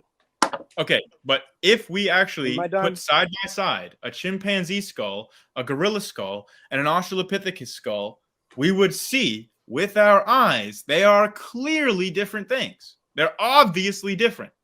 They're within range of a chimp. They're absolutely within range of a chimp. They absolutely are, though. Like, all you have is your denial, man. I'm stating a fact. Like, if you go and you compare it, you're arguing from your own assumptions. You know what I'm saying? Like, you assume that they'll be different. But have you actually gone and compared the skulls? Yes. Okay, see, that's the thing. I have. Again, I will make you a comparison, Grayson. I'm just trying to make you a comparison. Single sentence. But that's the thing. Where's your skull, Grayson, to compare? Okay. this whole time I've been trying to say one sentence. Can I please get out one sentence uninterrupted? Okay. All I was going to ask was for you to please show me the chimpanzee skull that looks anything like an Australopithecus skull when you compare them side by side. Because I have compared a chimpanzee skull and an Australopithecus skull side by side, and they don't look anything like each other. I absolutely do, and I'll drop it right here in the chat for SFT to show, for you to show you. It's actually done by because they don't have an Australopithecus skull, really. So what they've done is they've done a CG version of the afarensis. Lucy, what I mean is they don't have a real skull of the afarensis. That's complete. Okay, not the Australopithecus, but the Australopithecus afarensis. That's complete. So what you have is the Lucy skull, and what they've done is they've made a CG version of the Lucy skull, and then that's what it's supposed to look like, and you compare that to a chimpanzee skull. Now, there's different variants of chimpanzee. There's not just one kind of chimpanzee. Okay, you have lowlands, gorillas. Okay, that's not a chimpanzee, but you have different variants of chimpanzees. You have the bonobo chimps, and there's variants within the chimpanzee kind. Okay, and like these researchers, they've used these variations, okay, to weave their disinformation. They're complete nonsense, man. It's nonsense. So where's the side by side? Oh, okay. I'll get that. I'll be right back. Okay, yeah, I'm very curious because, again, totally different. The canine teeth are different. The prognathus, the brows different. Like, again, the foramen magnum, totally different. It's in a bipedal location instead of like a knuckle walking location. There's numerous aspects of the skull that are different and are not just a result of reconstruction or filling in gaps or any of this kind of fantasy stuff that he's been talking about. You're the one living in a fantasy, Grayson. I think it's my position that these guys, they wouldn't believe in him if they really did compare him. And the thing is that they want to believe because there's so little evidence for evolution, for human evolution, And I mean, we could talk about the missing links of the past that have been proven incorrect. I mean, it's a fact that they believed that. Is this what you wanted to show, Mark? Yeah, this is absolutely it. Yes, sir. This is the one. So this is the computer generated photo or computer design of what would be an Australopithecus afarensis skull. Okay. Now, to compare it to a chimp, though, that's way at the bottom of this. This thing just goes on. That's Lucy's bones up at the top in that case. And this is what I'm talking about, man. Okay, go up to the top here. A little bit. One more. Okay, yeah, see that sacrum? That's a human sacrum, buddy. Get that out of that case. Yeah, that doesn't look like an Australopithecus skull. The person that belongs to, she didn't ask to be in there and be looked at by the whole world. So we'll go move on from there. But this just goes on and on. And if you're actually in Imgur, it'll go all the way down to the bottom. If you just keep scrolling. We've got jawbones. Now there's a button here to extend. Right down, right there. There's a button to extend. All right, keep rolling. I don't understand why you bring it up so much when I Okay, now we're getting to the skulls. Now look at the skull here. You have this, go up there. See, now this right here is a chimpanzee skull. You have this U-shaped design where it kind of gets tighter in the back, okay? If you look at the maxilla, that's the top jaw. And the bottom jaw, really, when you look at it, it has the U shape, but it kind of gets tighter in the back. Now, when you go down, keep going down, sir. There's the sacrum again. And that's where my basic sacrum comparison really came from. Here's, him, we all know that guy. So here's his maxilla. Okay. Now, when you look at a human maxilla, you can tell it's more like a V shape. I mean, you see the U, but the molars are actually apart further than in the front. When you look at the chimp, you have this U shape, and it's almost like the ones in the front are further apart than the ones in the back. That's not the case with the human. And they say that's just due to evolution or whatever. Keep going down. And let's do this. Let's stop right here before we go down any further, just so there's not too many points on the table. Grayson, feel free to respond to anything that's been said so far in these images, and then we'll move down to the next photo and engage that. That way we're keeping it to just a few topics at a time. Thank you. Because like he just talks about, he just goes on and on and on and on and just keeps bringing up new points. Say All I gifts. asked for was No, the say first gifts. image. That's all I asked for. So if we go back to the Well, first image, we're getting. I'm trying to get to the image. Okay, I'm sorry, it's a long document. don't worry, we'll get to It's the right bottom there. of, All right, these all right. images. But let's just allow, because there's a few points made on the sacrum and just the pelvis in general of Lucy. because we were talking about the skull, and I asked for a picture of a chimpanzee skull side by side with an Australopithecus skull. Well, so that and very first image, that's what's down at the bottom of this document. It really is. Then why didn't The you get computer there, man? generated what? Why didn't you just go there first? Why did you have to bring up 50 points first before you get there? Because I did a reverse image search of the very first image, and I found that it's nowhere on the internet. There are 2 examples of this, and the only source for it is like from Shutterstock, which it seems like it's just mislabeled as a chimpanzee skull, because that's not an Australopithecus skull that you're attributing to Australopithecus. And you can know that because you can just go look at the chimpanzee skull. You can look at the Lucy that you said earlier with the skull fragments. That right there is Lucy's skull, buddy. Right there is Lucy's skull. See it? This one? Mm-hmm. Yeah. This is a I'm sorry. Is it Grayson? You tell him about it. Grayson, go ahead. Tell him about what? Lucy's skull. I wanted a side-by-side with a chimpanzee and an Australopithecus. That's all I've asked for. That's okay. Well, I just showed you a chimpanzee skull, right? And then this is Lucy's skull. So there you go. Go ahead. So where are they side by side? Mark, if you'd like to comment. If you scroll up a little bit, you'll see the inferior view of the. Yeah, there you go. There's Lucy's skull. This is a CG version of it. The other one's a 3D view CG version of the juicy looking one. And what is your source for that? And they actually put that juicy looking one onto a real chimp skull. So the pieces that they glued onto that actually went onto a real chimp skull, I believe. There's the story behind that brown one right there. Yeah. They glued Lucy's skull to a chimp skull. What are you saying? Yeah, the browner pieces of that skull right there, buddy. Okay, that's what they found of Lucy, like the light brown. The dark brown is a chimpanzee skull. So that's why it has a chimpanzee skull shape, because it is a chimpanzee skull. And what is your source for that? I'm sorry. I could go get it. Do you? Well, you're claiming that they just glued it onto a chimpanzee skull. Right there. I'm asking, like, where did you read that? Where did you come to that conclusion? By looking at them, man. You can look at them, right? And you can realize that the skull that they use right there is a chimpanzee skull. Now, the sutures of the skull here are interesting because, like I said, this is an imagination. This is a form made. Okay. So the sutures of the skull look like they're trying to do this human arc for the sutures of the skull. But that's all imaginary because, as you see, they don't have the sutures for the skull because the light brown pieces are the only pieces that they have. So, Grayson, tell me more. Okay, so what about, like, the Mrs. Pless skull? What about the Tong Child skull? What about all the Australopithecus skulls that we have? Yeah, they're all made and they glued onto forms, man. Okay, so it's a conspiracy. So what about the You're right, papers? It's a conspiracy. What about the papers? For someone to get hurt and make Okay, guys, I'm gonna go back to uninterrupted responses now. So Grayson, take between 1 and 2 minutes, respond to whatever you'd like to, and then Mark will do the same for you. Go ahead.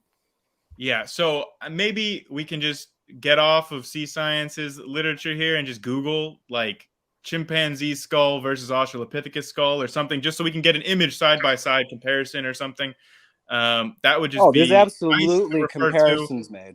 We probably should have done that for the Littlefoot sacrum too, because an easy Google search can just show that there clearly is a sacrum in the Littlefoot specimen. And his source was just look at them. I don't think that that's a source. I don't think you can just look at it and know that they just glued it onto a chimpanzee skull. I think that that's kind of just him making it up because would you like a source to find out how they do this, the whole operation? Sure, I guess. Yeah, that's what Okay, I asked there's for. a third document that I included for Salam, or the Dakika child. Do you have that in the email, Donnie? I'm sorry, can you repeat that? See, I was The Salam document, or the DIK-1-1 document. yes, I see it here. Just one second. All right. As I'm pulling that up, if you guys wanted to respond to anything else that's been said, go ahead. Well, okay, go ahead, Grayson.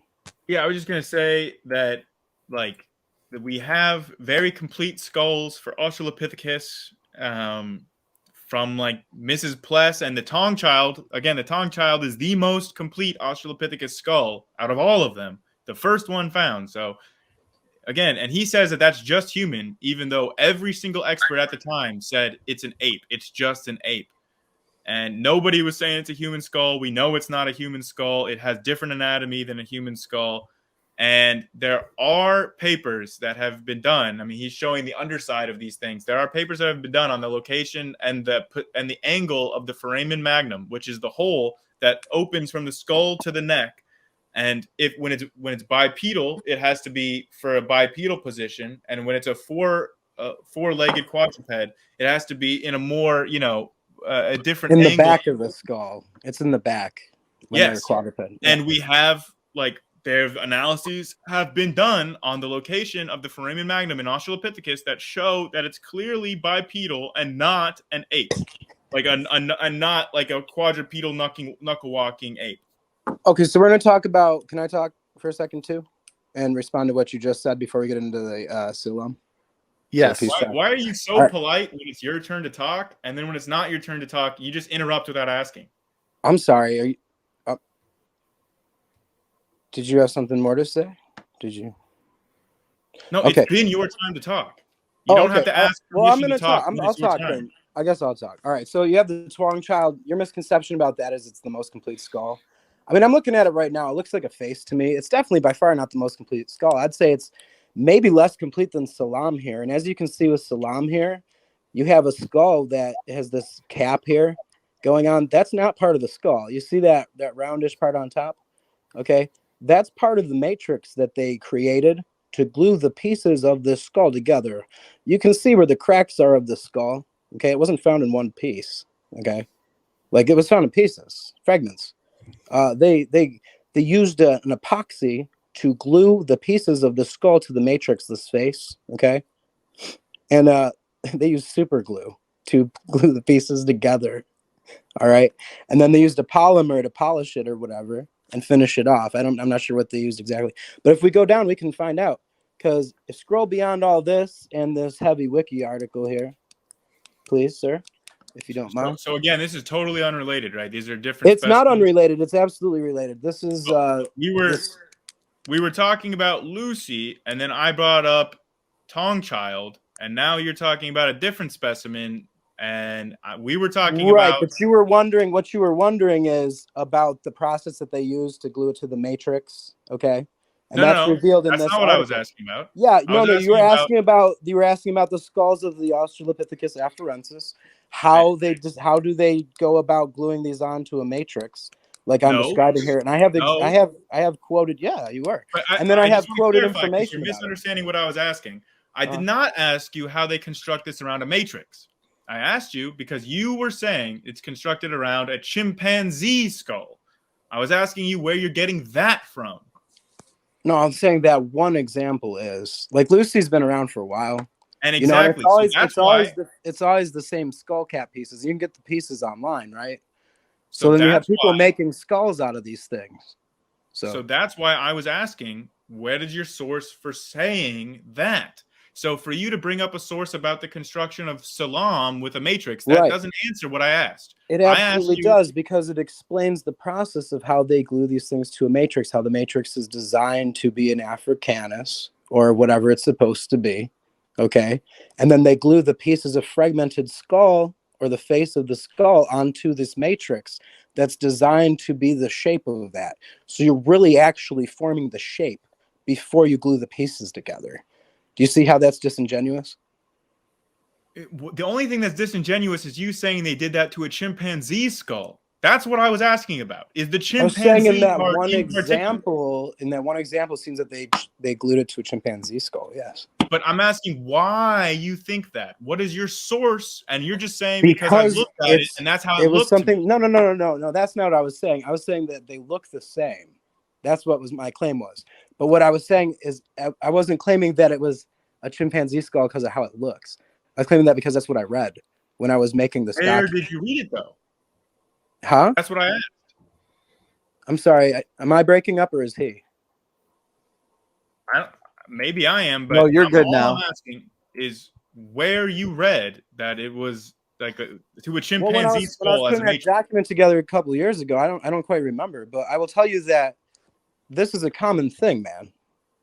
Before they had the ability to make the matrices, what they would do is they'd put them onto a skull, and they would use a chimp skull, and that's why it looks like a chimp skull. And you can go ahead and claim like it's bigger. The cranium's bigger by these 3 skull fragments. We can tell. Wink, wink. Okay. Hey, we know right where the sutures of the skull were because we don't have any of them. Could we go, It's Donnie, all imagination, man. It's all Okay. imaginary. Okay, Mark, thank you. Grayson, go ahead. What were you asking? Can you click on that link in the private chat and share that image? Because I just Googled, a side-by-side comparison of like Australopithecus and chimpanzee and human skulls. So I just wanted just to show, and it also has baboon and other kinds of apes too. So if you can click on that link in the private chat, if that image will work. Yeah. So here we go. You can see the Australopithecus clearly looks different from a chimpanzee. I think anyone with eyes can see they're different. And I can see that it looks like a drawing or a picture and not like the skull itself at all. Isn't it weird that it's a different shape there than it is in my comparison, my honest comparison? There's a lot of comparisons online of well, these. You didn't show a comparison, just to be clear. I asked multiple times if you didn't would see show a chimp skull. You didn't see a chimp skull from the inferior view and then see the afferensis skull in inferior view. Now you go and try and find an inferior view of the afferensis skull, of Lucy's skull. You go find that for me, Grayson. So You're are gonna you be looking moving all the day for goalpost that. now? It's got to be an inferior view. No, it can be any view. I'm saying Okay, I'm saying that it's glued to a matrix and then it's only pieces of skull. So like when you go from there, it's like it's all imaginary. If it's pieces of skull, it's imaginary, right? Like that's imaginary. You realize that if you were to have fragments of a human skull and you were Right, to try to glue them onto a matrix of a chimpanzee skull, it wouldn't work. The angles would be all wrong. 4 pieces, Grayson. 4 pieces of skull cap here. Yeah, but we have much more than 4 skulls of more. Oh, than absolutely. 4 Yeah, no, there's several. There's a bunch of skulls that are just pieces of skull cap, but there's no complete skulls. I mean, the new the Ardipithecus, I think. Well, who's again that? The Tong child is very complete skull. One. Oh chunk. no, it's really not, because like I said before, like you keep insisting that it's complete, but I'd even say that the Littlefoot skull is far more complete than that, because what you're talking about, the Twang child, the Twang child is just a face. There's no skull, there's no cranium to it. So your belief that it's a complete was in one skull. piece, right? It wasn't just a reconstruction from little. Oh chunks. no, it was glued on to a matrix. Yeah. For the cranium, it was a face. The cranium. Yeah, the whole cranium that you see in the pictures is the matrix. Like that's part of the material.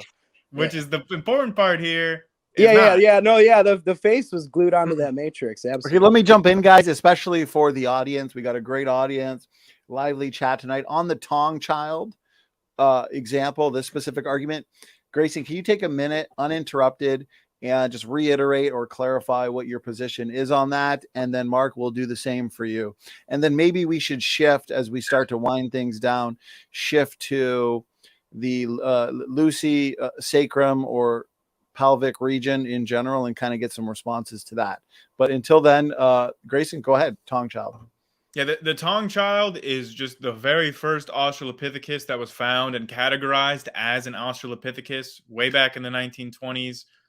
It is a very young Australopithecus. So it looks more human-like than the adults, because if you look at a very young chimpanzee skull, it looks like a human skull too. So when Seascience says, "Oh, that's clearly just a human skull," I think that he would probably say the same thing if I showed him like a young baby chimpanzee skull or an adolescent chimpanzee.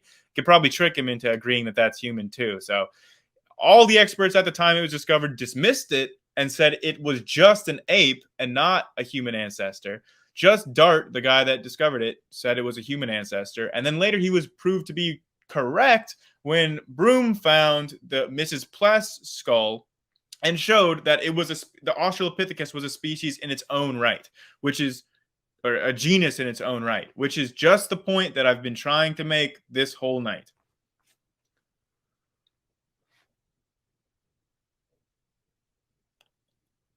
Seascience, you're on mute. Yeah, I didn't realize it was my turn. All right. So the Twang child, like I said, it's just a face. I'm not saying it's a human necessarily. Okay. What you have here is something that's been glued to a matrix. Okay. Him claiming that it's complete, or the most complete, is interesting. Him claiming that it was discovered early on is absolutely correct.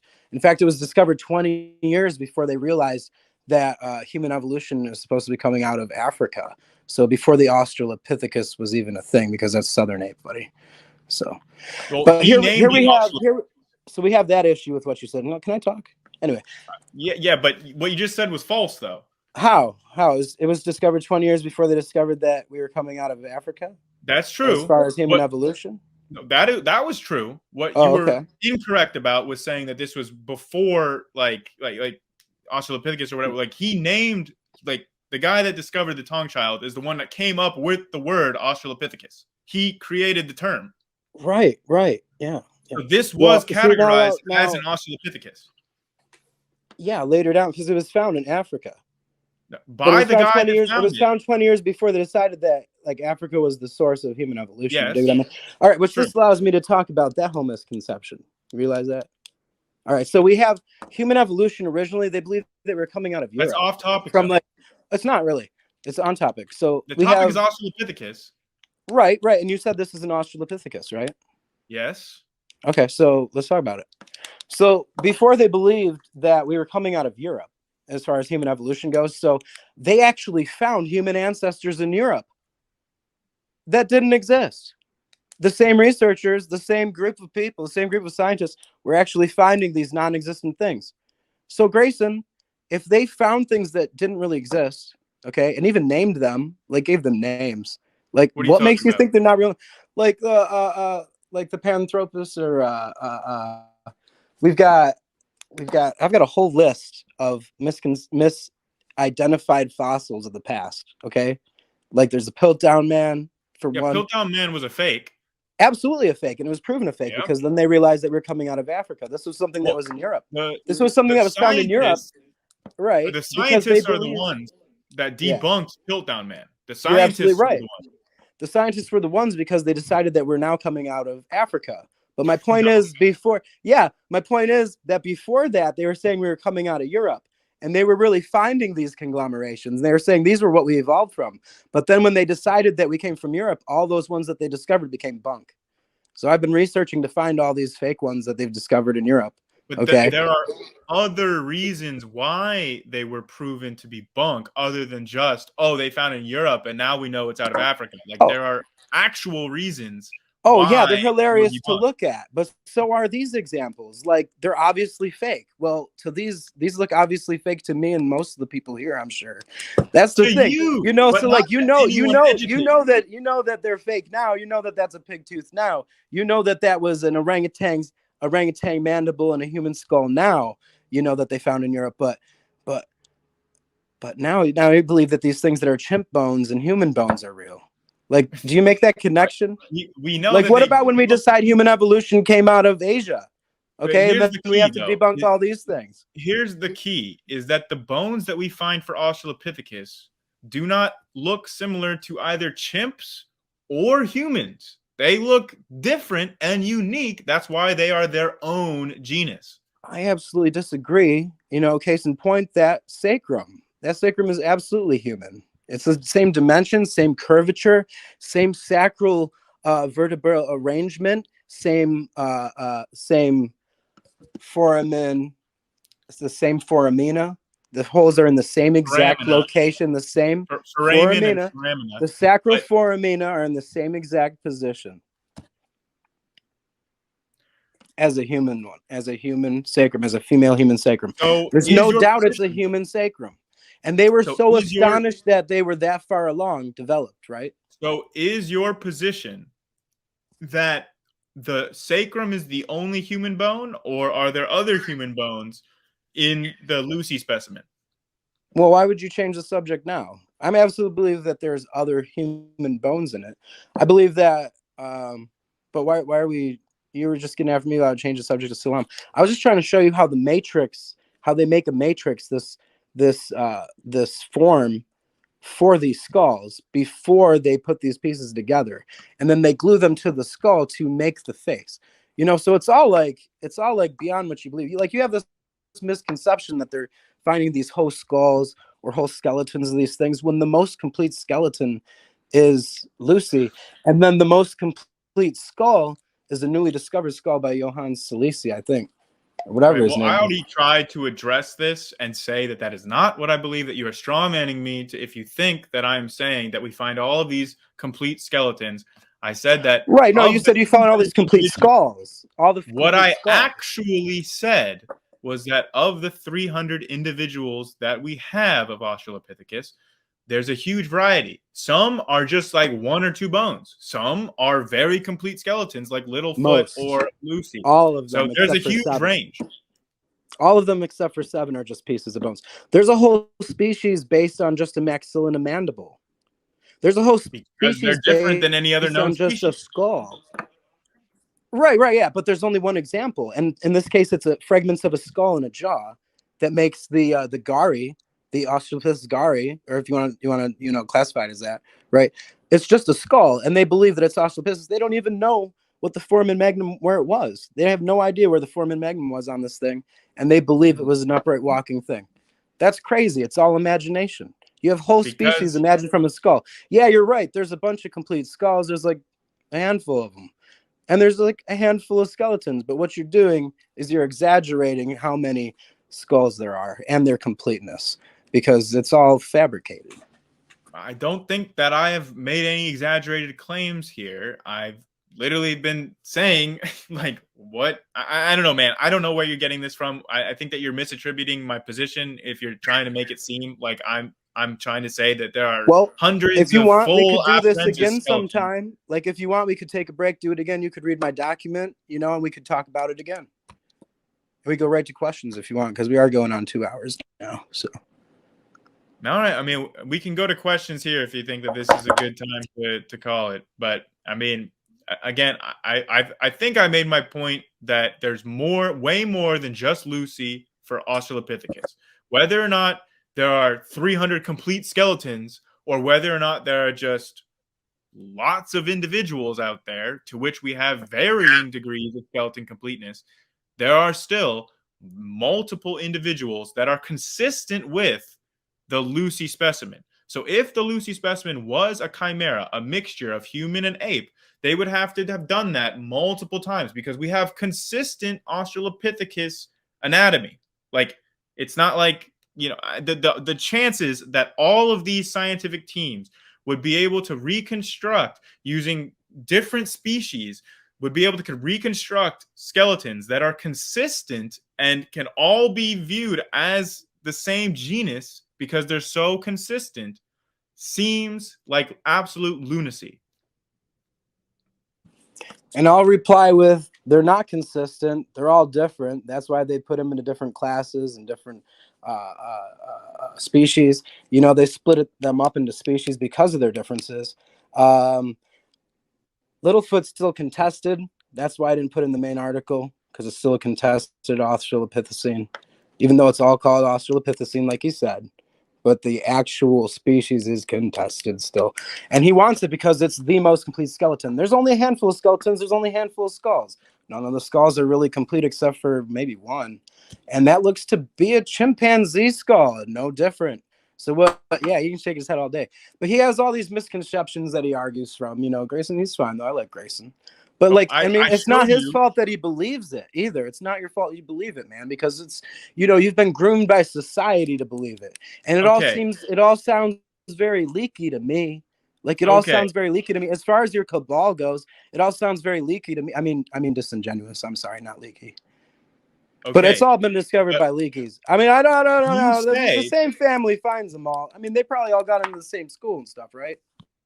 so. You say Let's talk about that that. the chimpanzee and the Australopithecus skull looks like a chimpanzee skull, but when we looked at the side by side, everyone No, could they're see all the different, is what I said. What I said was they're all different, man. You got to listen to me, man. I said they're all different. That's why they split them into different species. But what you have here is you see them split into like, oh look, there's a gorilla skull. And I think like one of your points earlier was like, well, when we compare the Littlefoot skull to a modern tree-dwelling ape skull, that it looks nothing like it. It looks nothing like it. But if we would have scrolled just a smidgen further down that list, you would have seen a direct comparison of the Littlefoot skull and a modern gorilla skull, a lowland gorilla skull. So Now, if that's we really looked at good that, that we you could say see that the same features. I'm sorry, go ahead. because the size is so different that it completely debunks that it could even be a gorilla, because this is so much smaller than a gorilla skull. No, man. You gotta see this thing. It looks exactly like a lowland gorilla skull. If it's So smaller, why then is the it so lowland gorilla small? skull is smaller, man. And then you have the But why is it so small? the differences between the younger tree dwelling apes and the older tree dwelling apes really have a crown on the males in adulthood and a lack of a crown when they're young, in juvenile form. Okay, The but dimorphism between ages, and then you have dimorphism between sexes, and they've used the dimorphism between the hello? Praise, did you kick him or what? Yes, I kicked him. I'm becoming just kidding. a human. Tyrannical praise. My point is, like, anyone can Google an adolescent gorilla skull and see that it looks nothing like the Littlefoot skull. So if you were to really find a gorilla skull that looks like an adult gorilla, which it doesn't, by the way, it looks distinctly different than an adult gorilla skull. But even if we take what Seascience is saying and says it's a small gorilla, like, there are no gorilla skulls that are shaped like that are that size. There's not one example he can point to. Mark, you dropped out there for a second. Are you there? Can you hear I us? apologize. Okay, it looks like you're Now there. I can, yeah. Okay.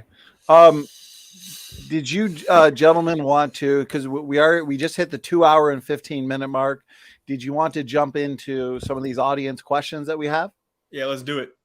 Okay. Yeah, but can I just talk, or like at least address what Grayson said real quick there at the end? If you guys want to go a couple more minutes, sure. It's been a little more informal since the opening. So, Mark, feel free to respond to Grayson. Is it just me, or is Mark now missing his picture? No, yeah, he's anonymous. He's faceless. Yeah. Okay. You guys Mark. can hear me though? Am I coming through all right? Yeah. All right, great to hear it. All right, so he keeps saying that there's multiple individuals. Like I said, there's only 7 skeletons really to name. These are hardly skeletons. Lucy's the second most complete. Littlefoot's the most complete. He says they're consistent. The bones all match. I also disagree about that. Yeah, you can match bones say they're matched, but unless you can actually hold them next to each other, you can't say they're matched. Yeah, so and when he hasn't made comparisons of these things himself, for one thing. So he's coming from a point where it's like he's going online, he's looking at comparisons made by people that are pushing that narrative, okay? And he's seeing really disingenuous comparisons. Like one I pointed out early on my channel was that they compared on the eFossil site, they have a comparison of sacrums of a human, Lucy's sacrum, and a chimp's. They make it look smaller. They use a male sacrum, they don't use a female human sacrum. Like, they're disingenuous comparisons, So even if you went on Google, found one, usually it's a drawing. Secondly, it's computer generated. If you can actually find a real one that's an actual mold of an actual fossil, you'll see that it's nothing like the drawings. You know, you're just believing something that's been pushed on you. You've been groomed to believe it. But we'll move on to questions. Yeah, I'll just say that is literally just appealing to a conspiracy. I mean, saying that the scientists are changing what the real skulls look like to manipulate it to fit their agenda. I mean, that is a conspiracy. You want to say it's not, but that's all it is. I'm happy to take questions. Okay, Grayson and Mark, great back and forth discussion, lively at times, passionate at times, but it sounds like we are concluding at a good time because I feel Grayson and Mark, for the most part, you both feel like you're able to make all the points, all the arguments that you wanted to make for the debate, and therefore probably a good time to get into some questions. All right, Praise, I know you've saved the majority of the questions because I was busy screen sharing images for a lot of the time. And so why don't we just kind of go back and forth and take turns on questions. So Praise, we'll give you the honors of picking question number 1. Awesome. I appreciate that. So we're going to start with Seascience, and this is from Creationist Crybaby. Big If you know Mama. who that is, Big Mama. Yeah. Big old baby. What's up, Big Mama? What's up, Big Mama? But the question is, how the humeroformal ratio for 84.6 for Lucy Stop right there. compared I have no idea. No idea. I don't know where she pulled that from, but I have no idea. Back to Grayson. Hit him with it.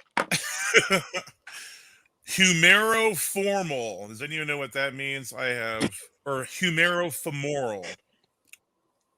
Oh, Grayson, Grayson, I you think you're got on that mute. one, Just buddy. You're Sorry about muted, that. buddy. Yeah. Tell me all about it. It's just the ratio of the humerus to the femur. So like he's showing that like the ratio, the humerofemoral ratio is different in Lucy than it is for humans, and it's not like the range is overlapping. Right, ahead, because you're Susan. using remains from two different individuals. Sorry, sir. You're using remains from two different individuals. Of course it's different, if that's what that means. So Next. it's using the Lucy individual. So you would have to say that the humerus and the femur of the Lucy bone are coming from two different individuals. Go ahead, Mark. Well, I mean, if it's different, then yeah. I mean, if it doesn't belong, like one of these things don't match together is what they're saying compared to everything we know now. Like what we have now, we definitely have bipedalism, and we have like arbitral motion in the trees with monkeys. So like we have everything to compare it to. If it doesn't exist now, I don't think it existed then. Next. Sorry. Okay, so it was for Mark, so we'll give him the final word, and I'll pick out. And for each question, I should have went over this before the Q&A. Mark, since it's your first time here, Grayson's kind of a vet. He's been here a bunch of times. We allow a little back and forth on the questions, but we just make sure whoever the question is for gets the last word. So a lot of these questions probably will result in some good back and forth as they are very much on topic. So a question from Stephen Tibbetts. Question for Grayson. Even if Lucy's kind is real, how does that prove she was an ancestor to humans? Why not just an extinct species of ape? Similar form doesn't make it ancestral. Yeah, so it's because it was predicted by evolution, right? So evolution, like the theory, predicted that we should find, I mean, or not necessarily that we should find, but there should be a transitional species that has properties that are both human-like and non-human ape-like. So it was predicted that we would find fossils with this morphology, and then we found Australopithecus. That's why it's strong evidence of evolution. I would never throw around the word like prove, like this proves it, because proof is for math, but this is very strong evidence. Thank you, Grayson. Mark, over to you for a response. I think it arises from their belief that it is real. Like they need evidence so bad that they're like, you know, they need that, you know, they don't realize that just finding bones in the ground doesn't make it their ancestor, you know? Like believes because they want to believe. I like stick to that. They just want to believe so bad that they'll believe a pig's tooth proves they have an ancestor. That's kind of the whole point of this thing. A bunch of pieces of skull cap and femurs and tibia and all these pieces of rib put into a box. If they can still be found modernly in apes and in humans, then what does it really matter to a creationist? I mean, we don't believe that those layers are as old as you guys believe they are. A perfect example would be what I mentioned with Mount St. Helens. Okay, so these are not exhibiting traits that are in modern humans or in modern apes. These are unique morphological features that do not fit into either category. That's the whole point of tonight's discussion, is because you recognize this. That's why you have to say that this is coming from multiple species, that this is a chimeric creation, because it is so intermediate in features that you have to say that it's actually just a human part over here and an ape part over here. That's the whole reason you have to say that, is because the skeleton is so intermediate. So, yeah, I mean, I'll just leave it with that. I mean, one more thing. This could still be a sister clade, right? This doesn't have to be the transitional form that is our definitive ancestor. This could be a sister group, and that would not affect any of the arguments tonight. Mainly, I've been arguing that this Australopithecus genus existed and is not just some sort of imaginary recreation or whatever by scientists, but it was an actual species that really lived at some point on Earth. I didn't make any argument about when it lived or about if it was ancestral or not. I mean, my whole argument tonight was just that, even if you want to say that this thing was walking around on during the Garden of Eden or whatever, the evidence shows Australopithecus was a bipedal ape that did exist. That's what the evidence in the fossil record shows us. So that's the only point I wanted to make tonight. Thank you, Grayson. Question was for you, so we'll give you the last word. Praise, I got the next question up for you. Another one from Creationist Crybaby. So Praise, go ahead. It's up on the screen for you. So SSFL, how are the canine teeth smaller than the modern apes, but larger, more pointed than humans, and the jaws between the rectangular shape of apes and the parabolic? Absolutely. Parabolic shape of humans. Here's the bonus part of it. So go ahead. Seascience, questions for you. As far as the canines are drastically reduced between different kinds of tree-dwelling apes. Okay, so what you have here is an idea where they'll compare an example with longer canines, all right, with an example of that same species, but a subspecies that has shorter canines, and show like a slow progression to being human. When it's not the case, like you have these small canines, and it could be a variation of ape, even from the distant past. But I'll go ahead and agree with Grayson that it's absolutely not an ancestor to man. I mean, he went ahead and admitted that he doesn't believe that these are necessarily an ancestor to humankind. So I'd like to say I agree with that. In fact, I find it hard to believe that a box full of fully formed human and tree-dwelling ape remains. Like, where's the transition, man? You're like, the transition is at the top and the bottom because they have fully formed human and tree-dwelling ape remains. There's your transitional. It's like, how is that transitional if they're fully formed? It's like, because they have both? No, that means that they put two species in the same box. Thank you, Seascience. Grayson, over to you. Oh, I think you're on mute, Grayson. Sorry. Australopithecus is the example you're asking about. It's not just a tree-dwelling ape. It's bipedal. That's what the evidence from the foramen magnum and the feet and the hips all combine to show us. It was a bipedal ape species. It walked on two legs. That's what its own skeleton clearly demonstrates. So this is not just an ape or a chimpanzee or whatever. So tonight's discussion was about whether or not it was a chimera or whether or not it was truly its own individual species or genus. So that's what we were focused on tonight. And Creationist Crybaby brings up some really great point about how the canines are intermediate in size. You never find an Australopithecus that has chimpanzee-sized canines, and you never find an Australopithecus that like has the rectangular shaped jaw of a chimp. That you have the shape of the jaw that is more intermediate. So it's like halfway. It's intermediate between the non-human apes and the humans. So this is exactly what a transitional species would show. And I did not say that Australopithecus were not ancestors for humans. I just said that, you know, it could be a sister clade, and that would not change any of my arguments. So I was not saying that I think that it is a sister clade or anything like that.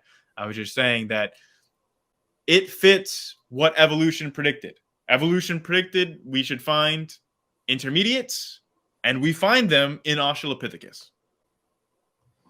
Okay, thank you, Grayson. And Seascience, question was for you. Go ahead.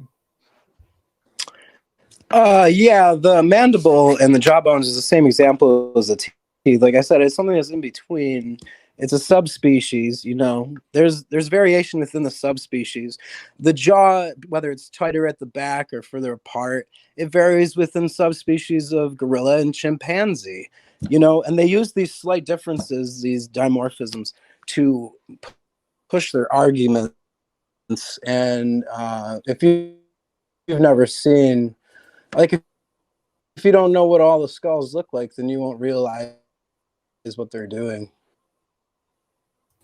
But that's what I see.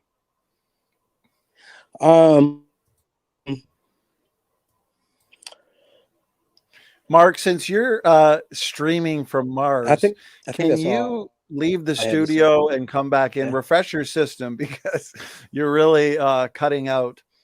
I think around this time, I apologize on for Mars, that, guys. The bandwidth gets a little more difficult. So leave the studio, come back in, refresh, because you're freezing up every so often. It's kind of distracting.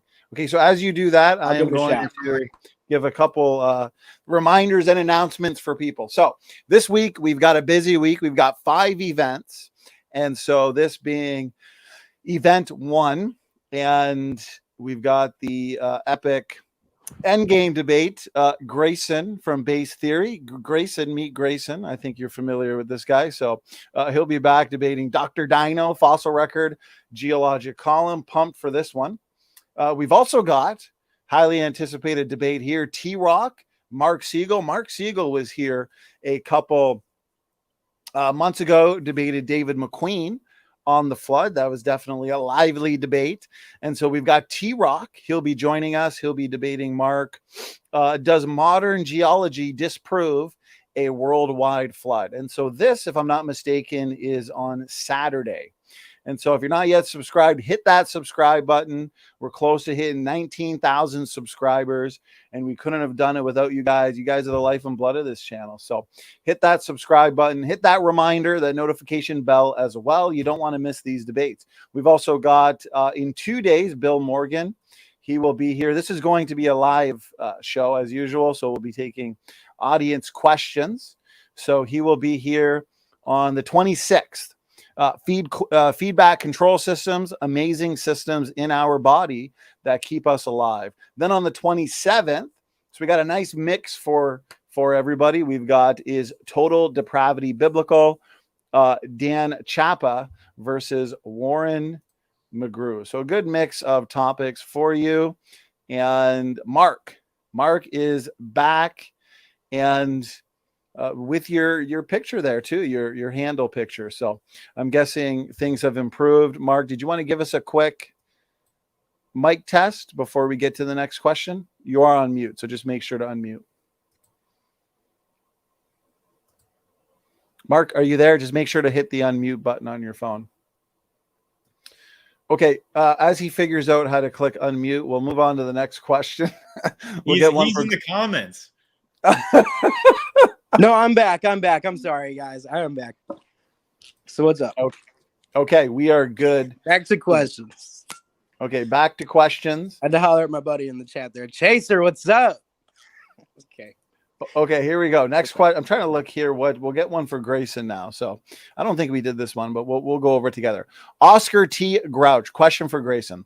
Yes. If Australopithecus went extinct only 1 million years ago, wouldn't we have found millions of fossils if we find fossil graveyards from 75 million years ago? No, not necessarily. I mean, Australopithecus is a species that existed solely in Africa, and fossils are a lot more rare to find in Africa because it's a lot like harsher conditions, and like the humidity is crazy, the environment is crazy, so you don't find that many fossils there in the areas where Australopithecus lived. They don't tend to fossilize very well. It's not like Australopithecus was burying its dead or anything like that. So graveyards is a little bit of a weird nomenclature. I don't know exactly which fossil graveyard you're referring to from 75 million years ago, but typically when you have a site of large fossil formation, there is a reason for that, whether it's like a tar pit or like some other like rapid burial, like a local flood. There's tons of reasons why you would have like fossilization occur, but it's not like these conditions are replicated across all places at all times. Fossilization is still a very, very rare process.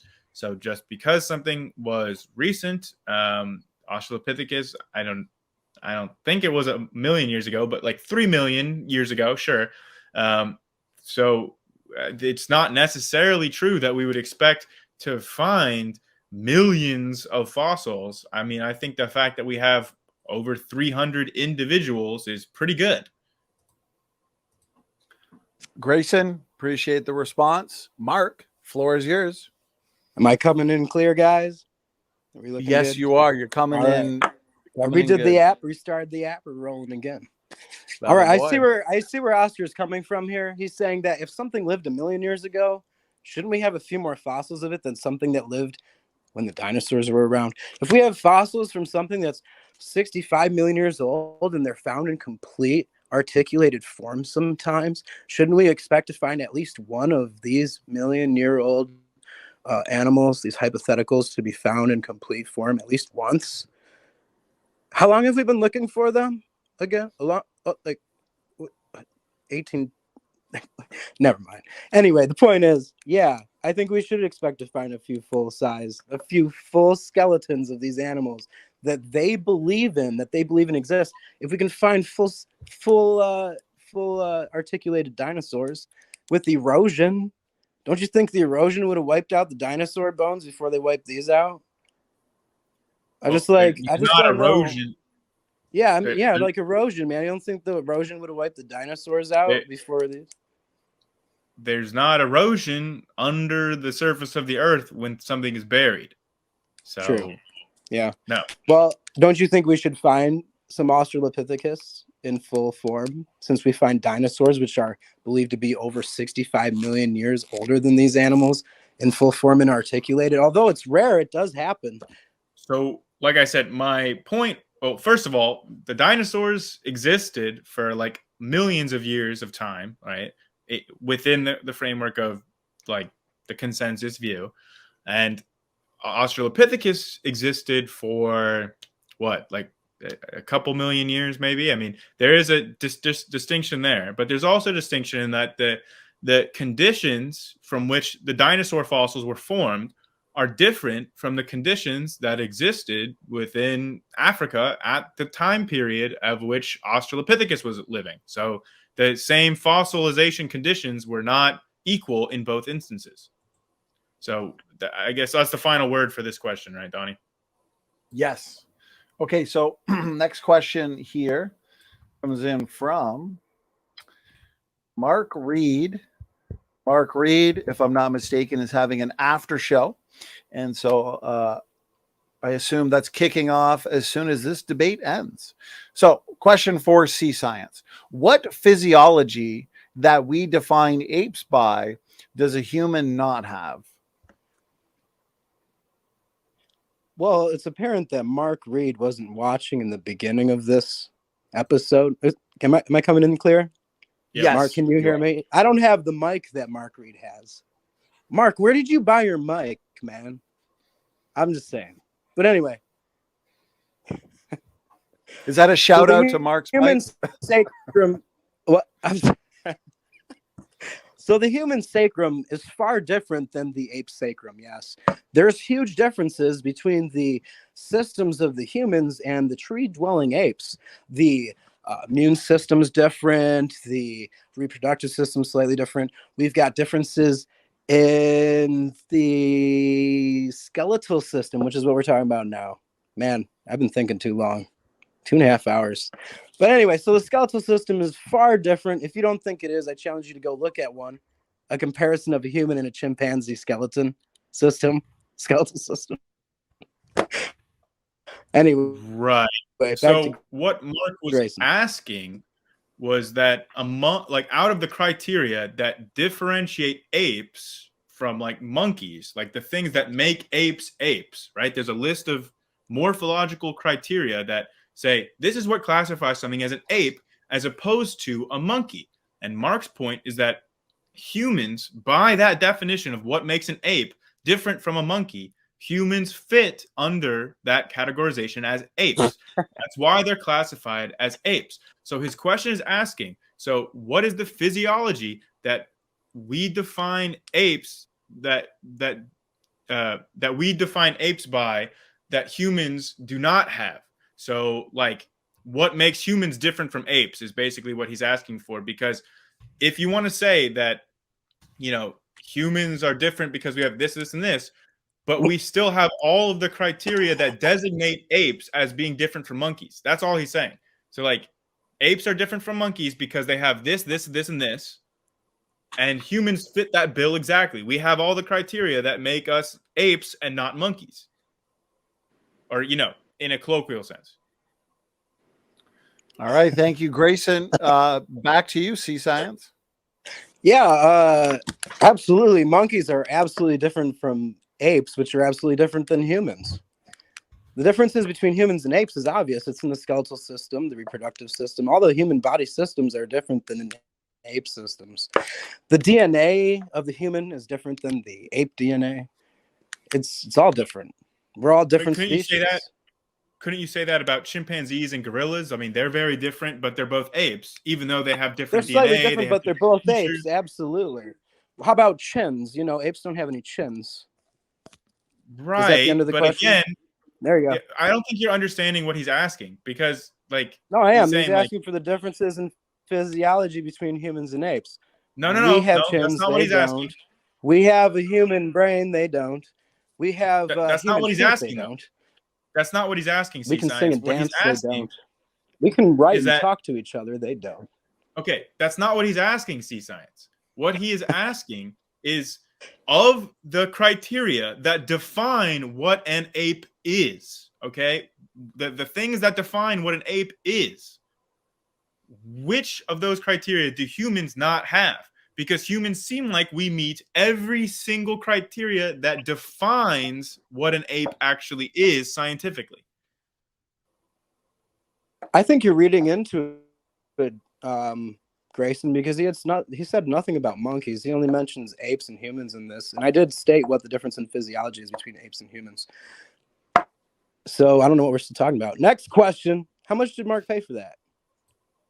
Nothing? Was it free? See ya. He paid with his presence for being here, Mark. I appreciate that. Okay, so let's move on to the next question. Comes in from Why Budry. Question, I'm guessing this is for you, Grayson. If Lucy was becoming human, what evidence of human culture has been found, such as musical instruments, jewelry, and ritual burial? I don't understand why any of that would be a criteria for what makes something human or not. Like, what defines things as human are morphological. I mean, you could look at a human bone, like a human skeleton, and even if you don't have any evidence that that human skeleton played any musical instruments, you don't find any jewelry, you don't find any ritual burial, you don't find any evidence of culture. All you've got is a human skeleton. You still know it's a human skeleton because you don't need any of those cultural criteria in order to designate it as human. So none of that stuff is necessary. And also, Lucy is not human. It's an Australopithecus, not of genus Homo. So it's not human. Okay, thank you, Grayson. Anything you'd like to add to that, Mark? As far as musical instruments, I know that the first musical instruments they supposedly found, or the oldest dated ones, were from the some Homo. But anyway, they were bone flutes. So the first instrument were bone flutes, supposedly. As far as the Afar region for the Australopithecus afarensis, there was some tools found there, the Otawan tools, but those are supposed to belong to the habilis remains that were found near there. So I don't know if they're trying to actually attribute those to the afarensis themselves, but more to the other that was discovered there. So they really believe that these things had no fire. Okay. They believe these things had no tools. So they just kind of like hung out, chilling around nowhere. There was no fire to chill around. They just looked at each other all night. I mean, there's some hilarious pictures in that document I provided. If you do look through it, I suggest you do. It's pretty interesting, these depictions of these things. Sasquatches. Okay, thank you, Mark. Grayson, you get the last word. Yeah, I mean, I think my position is pretty clear. None of those criteria are necessary criteria to designate something as human. Regardless, I think that there is evidence that for Australopith tool use anyway. But yeah, I mean, I don't really know about the first musical instrument found. I just don't think that stuff is very relevant. And he keeps harping on this whole Australopithecus or Sasquatch Bigfoot thing, but like literally go ask anybody to describe Bigfoot. It's got big feet and it's really tall. It's bigger than humans. Australopithecus is clearly not any of those criteria. Their feet are smaller than humans. They are smaller than humans. They nobody would consider them to be Bigfoot. So we can go to the next question. Okay, we're going to start winding things down. Been a ton of fun, guys, but we are coming up at 3 hours, and I know there's an after show some people want to go enjoy. So Hive, Asai, fun question. Thank you for the fun question. Obligate fun question. One fun question per debate. So the question is, what are the interlocutors' favorite ape? Extant or extinct? Mark, let's start with you. I don't know. I'm sorry. I don't have the spoons for that one, Grayson. You don't have a favorite ape? I mean, you don't like chimpanzees or orangutans or gorillas? Hi, what's up, buddy? Holler. I was watching a cool new show called Chimp Empire, and that kind of made me even more fascinated with chimps. I'll answer the call. I'll go with chimps. Chimps are pretty cool. What about you, Grayson? I've got to say, my favorite apes are humans. Hey, yeah, I was gonna say as a joke, it's humans, isn't it? Yeah, because all of my favorite apes are people. So, Mark, what about you? Have you thought up a favorite ape Interesting. Yet? Favorite ape? I guess I'll go with the bonobos. If you don't have one, that's okay. We'll move on. Donkey Kong, yeah. is Donkey Kong your favorite ape? Yeah, the bonobo chimp. Okay, let's move on, and I think the wrap it up with one chimp, man. Did you hear me? All right. Yeah, we can hear you from Mars. Am I breaking up again, brother? Nope, we heard you. Bonobos are your favorite. All right. Well, I didn't even know what she was talking about at first, or he, so. Okay, so we have a final question, which I saved because it was a super chat that came in before the debate, actually, like a week or two ago when we said it. And so because it was a super chat, I saved it. I don't know if it's necessarily on topic. And so I just saw Doki posted in the comments, but the live chat is, here we go. Okay, thank you. So it is for you. I'm assuming Grayson. So we'll go through it. You get your thoughts on it. Then we're going to wrap things up. So $10 super chat. Thank you so much. WAW Budry. We genealogists use a shared ancestral DNA, I'm guessing, centromorgans. How can Grayson point to CA when you run out of common ancestry, when you run out of shared centromorgans at 114 steps back? No credentialing board or lineage society would accept his evidence. Any thoughts on that, Grayson? Yeah, so he's a genealogist. He's going with like genealogical things. That's what he means by a lineage society or a credentialing board. But actual geneticists can show common ancestry much farther back than that. So the oldest known case of showing like ancestry based on ancient DNA, I think, was about 9,000 years ago. So that was with Cheddarman in Britain, where they found that he had a living descendant just a couple miles away who was teaching at the local high school. So that's a pretty cool example right there. Geneticists can show common ancestry from quite a long time ago using ancient DNA samples. So he can try to get technical and talk about centimorgans all he wants, but all he has to do is actually talk to a geneticist. Okay, Grayson, thank you very much. Mark, any thoughts at all on that? This is the last question, so feel free to add anything you'd like to. Well, I don't know about the question itself, but I can tell when someone uses a bit of never mind. You know what? I have no idea what this question is talking about. If Grayson claims something can be told about genetics so far off that it's like it still sounds like a fantasy, then it probably is. I guess. Okay, Grayson, you can have a final word on that one. Right. Well, I think that this is pretty emblematic of how the whole discussion has gone. Seascience admitted that he doesn't understand the question. He doesn't understand like the answer. I mean, he doesn't have the prerequisite knowledge. I mean, it's not like he's dumb. He can go look it up, but he says it just sounds wrong what Grayson is saying. So it's probably wrong based on just a feeling that he has. Sounded like an argument from ignorance at the end. That's all I could tell. Is you were like, just go ask a geneticist. You're just not asking the right people. Am I coming through it all? Yeah, you're just like you're making an argument from an authority. Because you're saying just go ask a geneticist. Am I coming in through like clearly at all? How long has this been happening? Like how long has it been messing up the entire time, basically?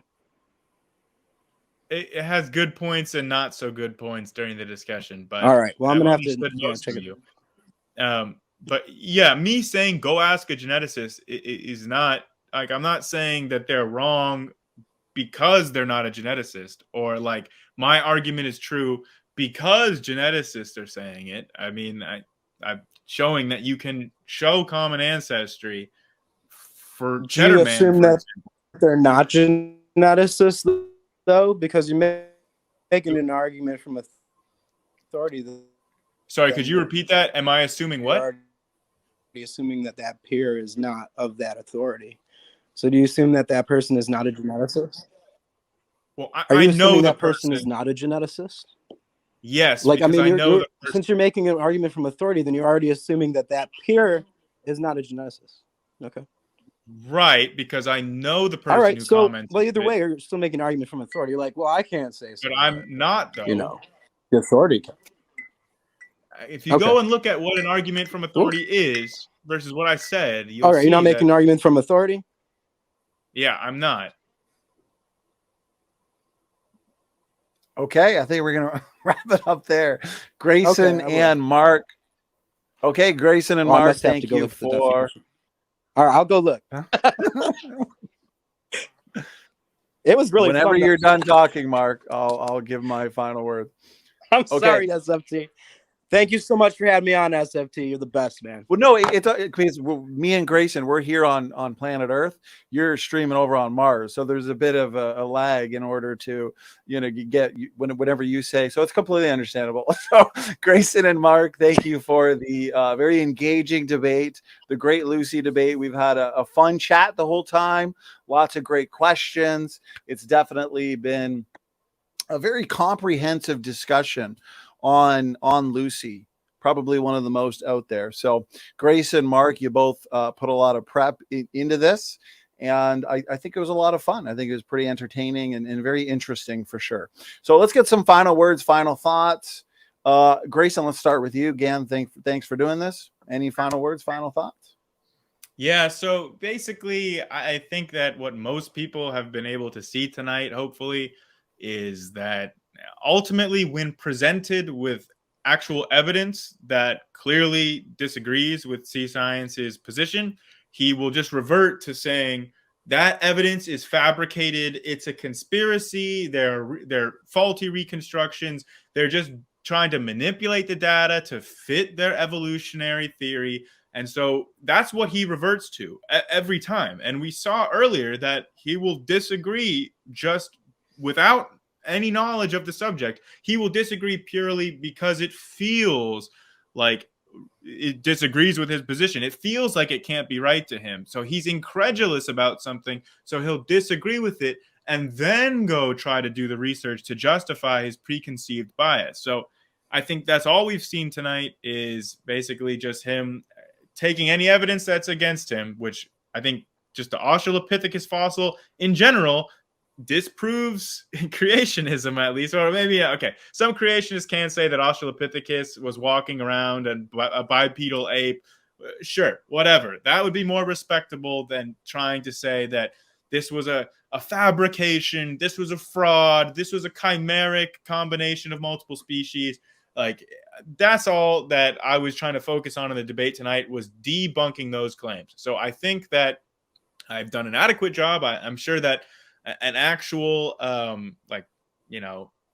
paleontologist could probably do a better job than me, but I think I did an adequate job, at least for any logical, sane members of the audience listening, that yes, it very clearly was not just a chimeric hodgepodge creation of scientists or anything. This is very clearly a real genus that really did exist at some point on Earth. So that was my goal, and that's what I tried to do this conversation. So thanks for having me.